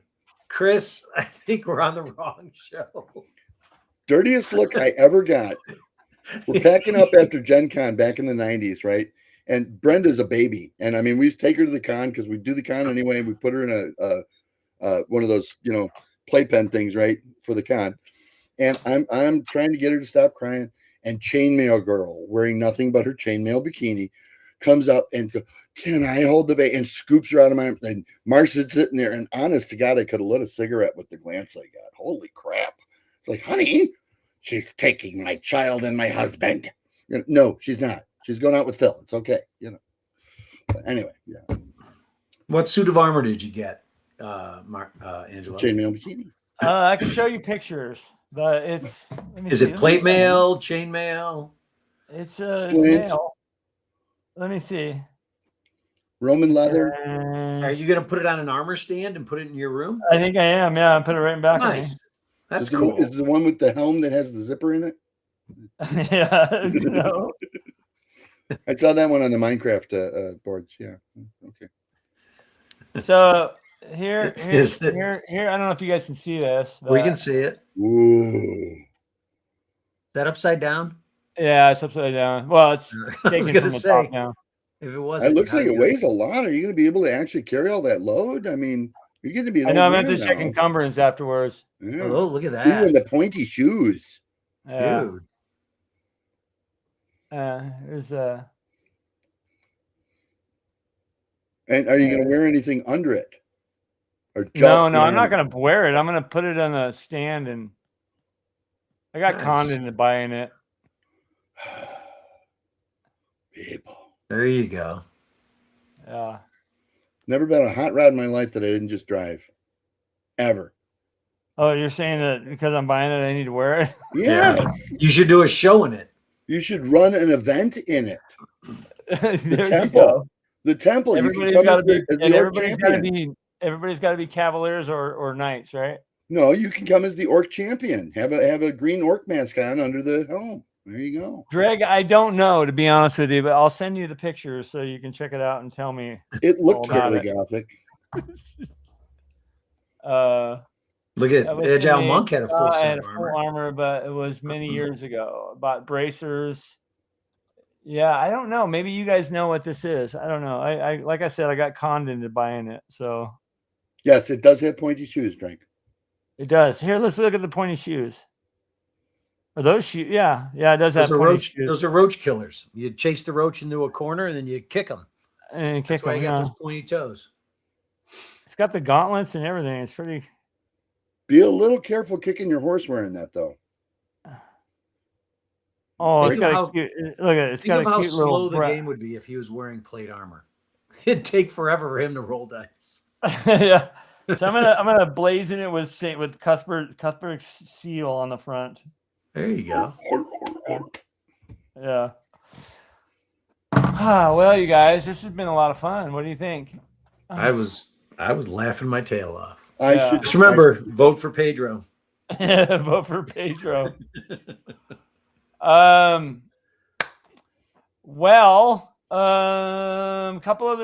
Couple things. Yeah, what do we got coming up?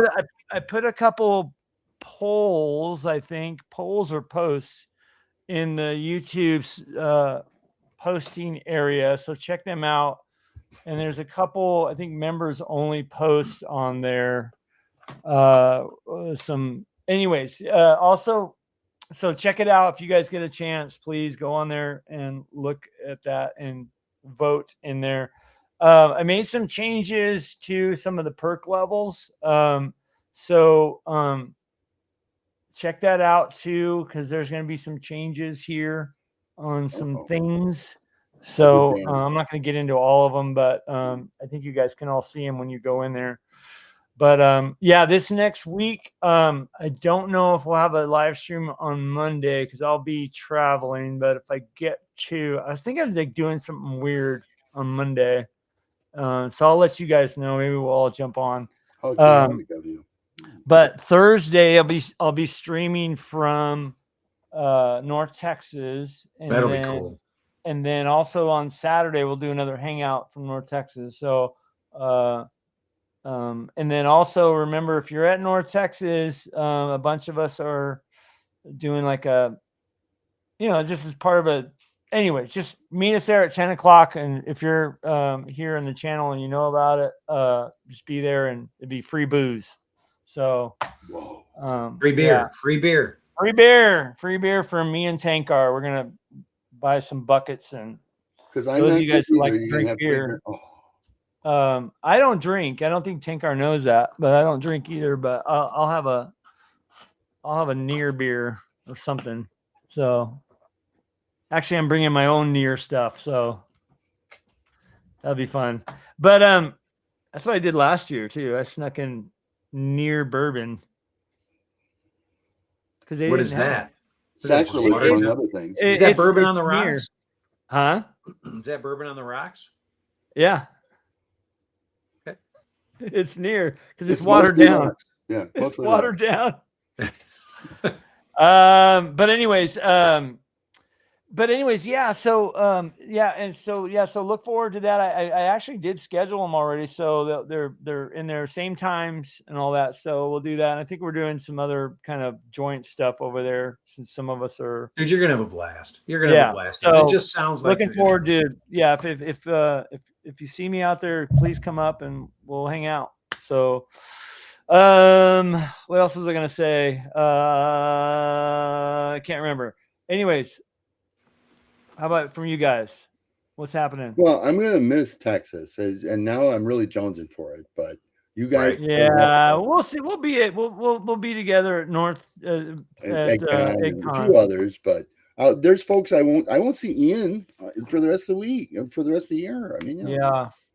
So, you have to go around and say hi to everybody for me. Heidi's going to be there too. So yeah, you're Cliff's going to be down there, and a whole bunch. You're missing out on seeing one of the Gygaxes. Right? Heidi's cool. Yeah, she's so chill. She's a lot of fun. Well, Eric is the funnier of the two. I mean, I'm sorry, Heidi, but it is true. Eric is funnier. He is. Is that because he makes more jokes? He does. Okay. I'm not sure he means to, but he does. Yes. Yeah. Oh, Matt, you have a game that runs till midnight that night. Okay, well, I'm sure we'll still be around by midnight, so I'll save you a couple beers. How's that? They'll be trying to close the bar at 2. Yeah, it'll still be open. So when your game's done, come over to the bar, and I'm sure we'll still be there. So you can, like I said, I'll get you one. Even if we're out, I got your first round. So let me see here. But anyways, you guys remember this too. Let's see what this one is. Oh, listen to this one. This is a neat call. Citizen assist. Old fishing boat outside of the house leaking bad fuel on the ground. Full of water, unable to locate the drain. I can't believe they're calling the fire department for that. Yeah, put a gray tub under it. Yeah, put a bucket. Yeah. Yeah, interesting. Our chief's probably going to tell them we're not going out there. My gas tank rusted through after 20 years. I'm shocked. Yeah. Really. Yeah. Okay.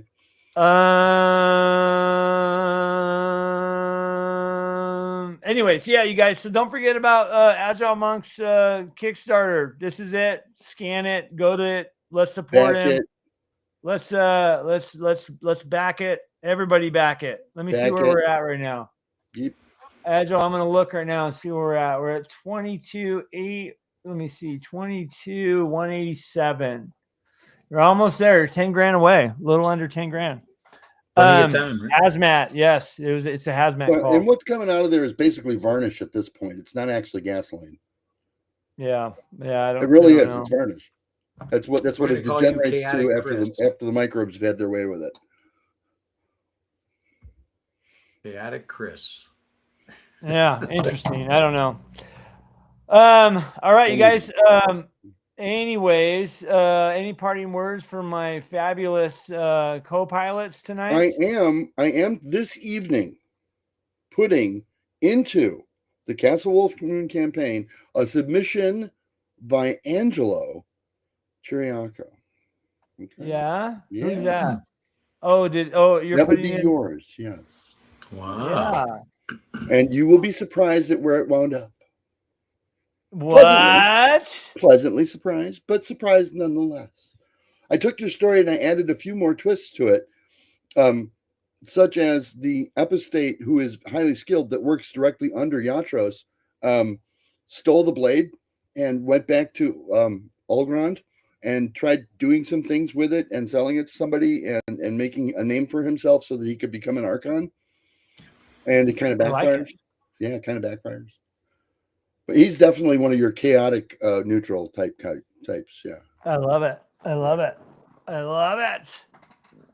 Yeah. I was well, I'll just tell you straight up that weapon's out of, I shouldn't say it. Never mind.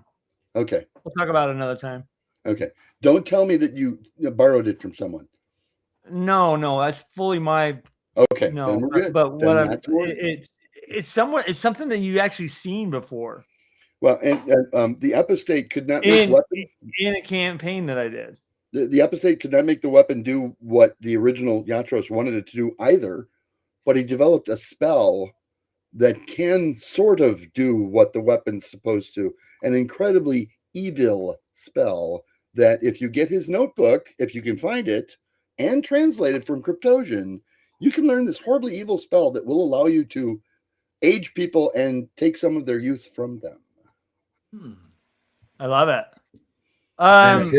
Real quick, what no one of consequence says, hit the like button. You guys, if you guys all can, hit the like button right now, please. And if you also choose to, if you dare, check out my latest series on I called it the DM Masterclass. I know. Right. It's a funny term, but there's some cool stuff in there. It really was I kind of did those videos for me. It is a reminder for me to keep it simple and have fun. So check them out if you guys can. And another thing too, yes, hit the like button. And if you do also choose to even dive deeper, consider becoming a member to the channel. It really helps kind of keep the wheels rolling and all that neat stuff. So membership does give a couple perks, cool things, so check it out. And if you choose to accept the mission, it's there for you, and I really appreciate it. Now, Angelo, you did the giveaway, right? You did the module. I did, yes, I did, and I'm waiting for this person to get back with me. Mandu, this is it. I still have it here. So we got one week to get a hold of me. What's next month's giveaway? I don't know. I was thinking Isn't about it that bar of gold you had? I was thinking about maybe a copy of Tomb of Horrors. I don't know. Ooh. Next month I have, I also have a couple copies of Molbe Basic Rules that I could do. Blue copy? Molbe is not blue. Yeah, BX. Yeah. So I could do that also. I have a couple copies of Holmes. I don't know. What do you guys think? I mean, that might be I something. think your I'd put a choice should be poll out and random see what- from the box. That's a good idea to put a poll and see what the next giveaway should be. There Yeah. you go. Well, they don't know. pick They don't like know what 4 you of them. have. They don't know what Huh? you have. I don't. We don't know what you have, so I think it's gonna be hard. Well, for us I'll list like 4 of them, and then you guys pick. Oh, okay. Yeah, and then the group decides. Yeah, I mean, I'm picking from this pile right here. Right. I'm picking from this pile right here. That's your. That should be a That's dice your. roll. That's your And these ones right 1975 here. collection of. Okay. Can you have a chart worked out for that by tomorrow? What's that? It should be a dice roll. Can you have a chart worked out? Oh, there for you that by go, tomorrow? dude. Is that original? Did you wait? Yeah, put that's that original back with up. it's original with the map. I'm probably Put that gonna back- wait till the end of the year for that one, like the Okay. anniversary Dude. of the whole channel, box maybe. over? Yeah. So yeah, I mean, and I think these are PODs too. This other one over here, I wanted to show you guys. I probably should ask Dreg because he would probably know. Wasn't he wrong tonight? Like this though? one right here doesn't feel. This feels like Dreg knows everything. This is a Yeah, that's print on. That's print on demand. Yeah, it is, but it's what's interesting about it is this is print on demand, I think. But Yes, you it's do got know the. Thank you. I don't know if this was included in like the anniversary. I don't know. I'm not sure. So this could be also something too. So I don't know. Sure. There's a bunch of stuff. Print Yeah. on demand isn't a bad way to go. It's a decent product. I mean, they're Yeah. clean. I mean, of course, they're not the originals, but they are decent copies for most part. Yeah. Let's you bring Bigfoot into your campaign. Roll for Where's the the- book after you roll for who wins, huh? That's a good. I would, yeah. possible. See, cool ideas coming out of the woodwork here. I'm telling you. Yeah, well, that was Dreg. Dreg's always got great. Yeah, perfect bound instead of I have a couple things that are print on. You know what? I also have that I have a print on demand copy of. Hold on. Uh-oh. Oh, shoot. We lost him. Print on demand copy of. Let's talk about him while he's gone. Let's go. Yeah. Everyone. That's the Fill new the module chat with from stuff. Advanced Fantasy Gaming. Hold on. No, I'm sorry. Right? So I never told you about the module I wrote with. There's a big cavern full of undead, and the village below the caverns hires you because these undead come out on this ledge to take care of their private business, right? And it gets all over the village. And that one's called White Privilege. Oh no, No. I'm sorry. That's terrible. That's okay. Now you know why that one's never seen in print. Okay. Yeah. That's right. This would be another one too. This is a print on demand copy of Search of Adventure, which I think this is probably about $50 when you buy it print on demand. Pretty So thick book. this will be added to the pile too. But check this out, and I think I might Ooh. give this do this, but look at what this Wow. is. So what I did was I got all the PDFs, printed them on this size, Right? bound them. Yep. Okay, each one's got, Oh, nice. you know what I mean? Yeah. Are those stored in plastic? They have those each. Well, look, Is that just the cover or is that the whole book? The whole book's in there, right? Nice. everything, Yeah, you everything did that? from mini magic all the way to deities and demigods. And you did that. And a separate section for all the inserts and stuff. But yeah, it's all this Nice. is all hard Dude, that plastic is and super then cool. papers inside. So because I have I got like 4 box sets. So I need to probably this is kind of cool to bring to a con though if you're running OD&D, Yeah. which I used to do. So I used to bring this and it has everything there. So I'll throw this in the pile too. So Eldritch Wizardry is the only one of those I still have. really? Yeah. Dreg and I were just talking about Eldritch Wizardry. Do not let today. Jeff have the Ring of Thothamon. Yeah. Just don't look it up. You'll see why. Yeah. I bought that one when it first came out because, let's be honest, it had like almost Naked Girl on it. And I just couldn't. Almost. Yeah. I was Yeah. 14. I were 15, one of the two. So you know a little trivia thing about Eldritch Wizardry. That is the first mention of a Greyhawk god in there. Which one? I couldn't find my. I mean, I'm sorry, I couldn't find your. Which copy. one? I took a quick look. Not specifically, but there's a magic item with his name in it. It's the first time it was actually ever mentioned. Was it Cuthbert's mace? Yep. That's what I thought it was. So we were kind of trying to dive in and wonder, like, okay, well, it must have been a thought of him because it wasn't ever. I think the other actual mention, Dragon, keep me honest here, was in the same year. They mentioned the Shrine of Cuthbert in the story that Gary did in Dragon 2, which was the gnomes.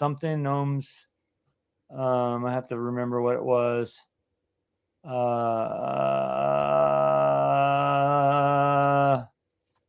Oh man, I went blank. Yeah, the Gnome's Cache. Cache. It was a short story it was a series of short stories that he did in Dragon 2, 4, 5. I think it was Dragon number 2. 5, 4, 5, 6, I think. Yeah. But anyways, so that was the first, I think, 2 to 5. Yeah. I knew he would. We were just talking about this. Yeah. So because I'm doing some research on all the Greyhawk gods. I want to continue that series in Greyhawk Foundations and go through all the gods. But look at all the canon references of each one. But yeah, it's like, so that's the first time they really, because interesting. But yeah, he's not mentioned as a god, but the mace is. Right. But I stumped you with that ring. You don't remember ever having read about that ring? What's that? The Ring of Thoth-Amon, which is only found in Eldritch Wizardry. And it's only are you trying to say that your character wants that in? No. It's only good for magic users. Jeff's character is going to want it because it grants. You can always. And what's it called? Ring of Thoth-Amon, and it instantly grants 10 magic user levels of ability. Oh yes, yeah. Did you ever play a lot of OD&D? Sure. Yeah. Do you know what O stands for in OD&D? Old. Oh. Okay, so there. You thought it was for 0, but it isn't. It's for old. It's for gosh, that guy paid 9 cents a gallon. No, it's for original. Oh. I'm sorry. That's called chainmail. Okay. Chainmail armor. Greg, bring us out. I can't help you. Oh, Vote for Pedro. That's all I got left. So much. Okay, I'm gonna put that in there. Vote for Pedro. There we go. Right. There you go. Perfect. You guys, this has been a lot of fun. What a crazy. Hey buddy. It was a hangout. It was definitely a hangout. Look at this guy. He just came out from being outside. Oh, he's gonna lose it. Hey, it's okay, bud. It's okay. Okay, come here. This guy just came. He's soaking wet. He said he's never been on TV before. Yeah. Stage fright. Chris O stands for old. See, I'm not the only one who thinks so. Yeah. Anyways, you guys, thanks so much for being on. This was a lot of fun, and we'll see you guys soon. And those of you guys that I'll see you in North Texas, I'll see you in North Texas. Thanks to everyone for hanging out. Yes, had a good time. All right, guys, have a great night. Bye.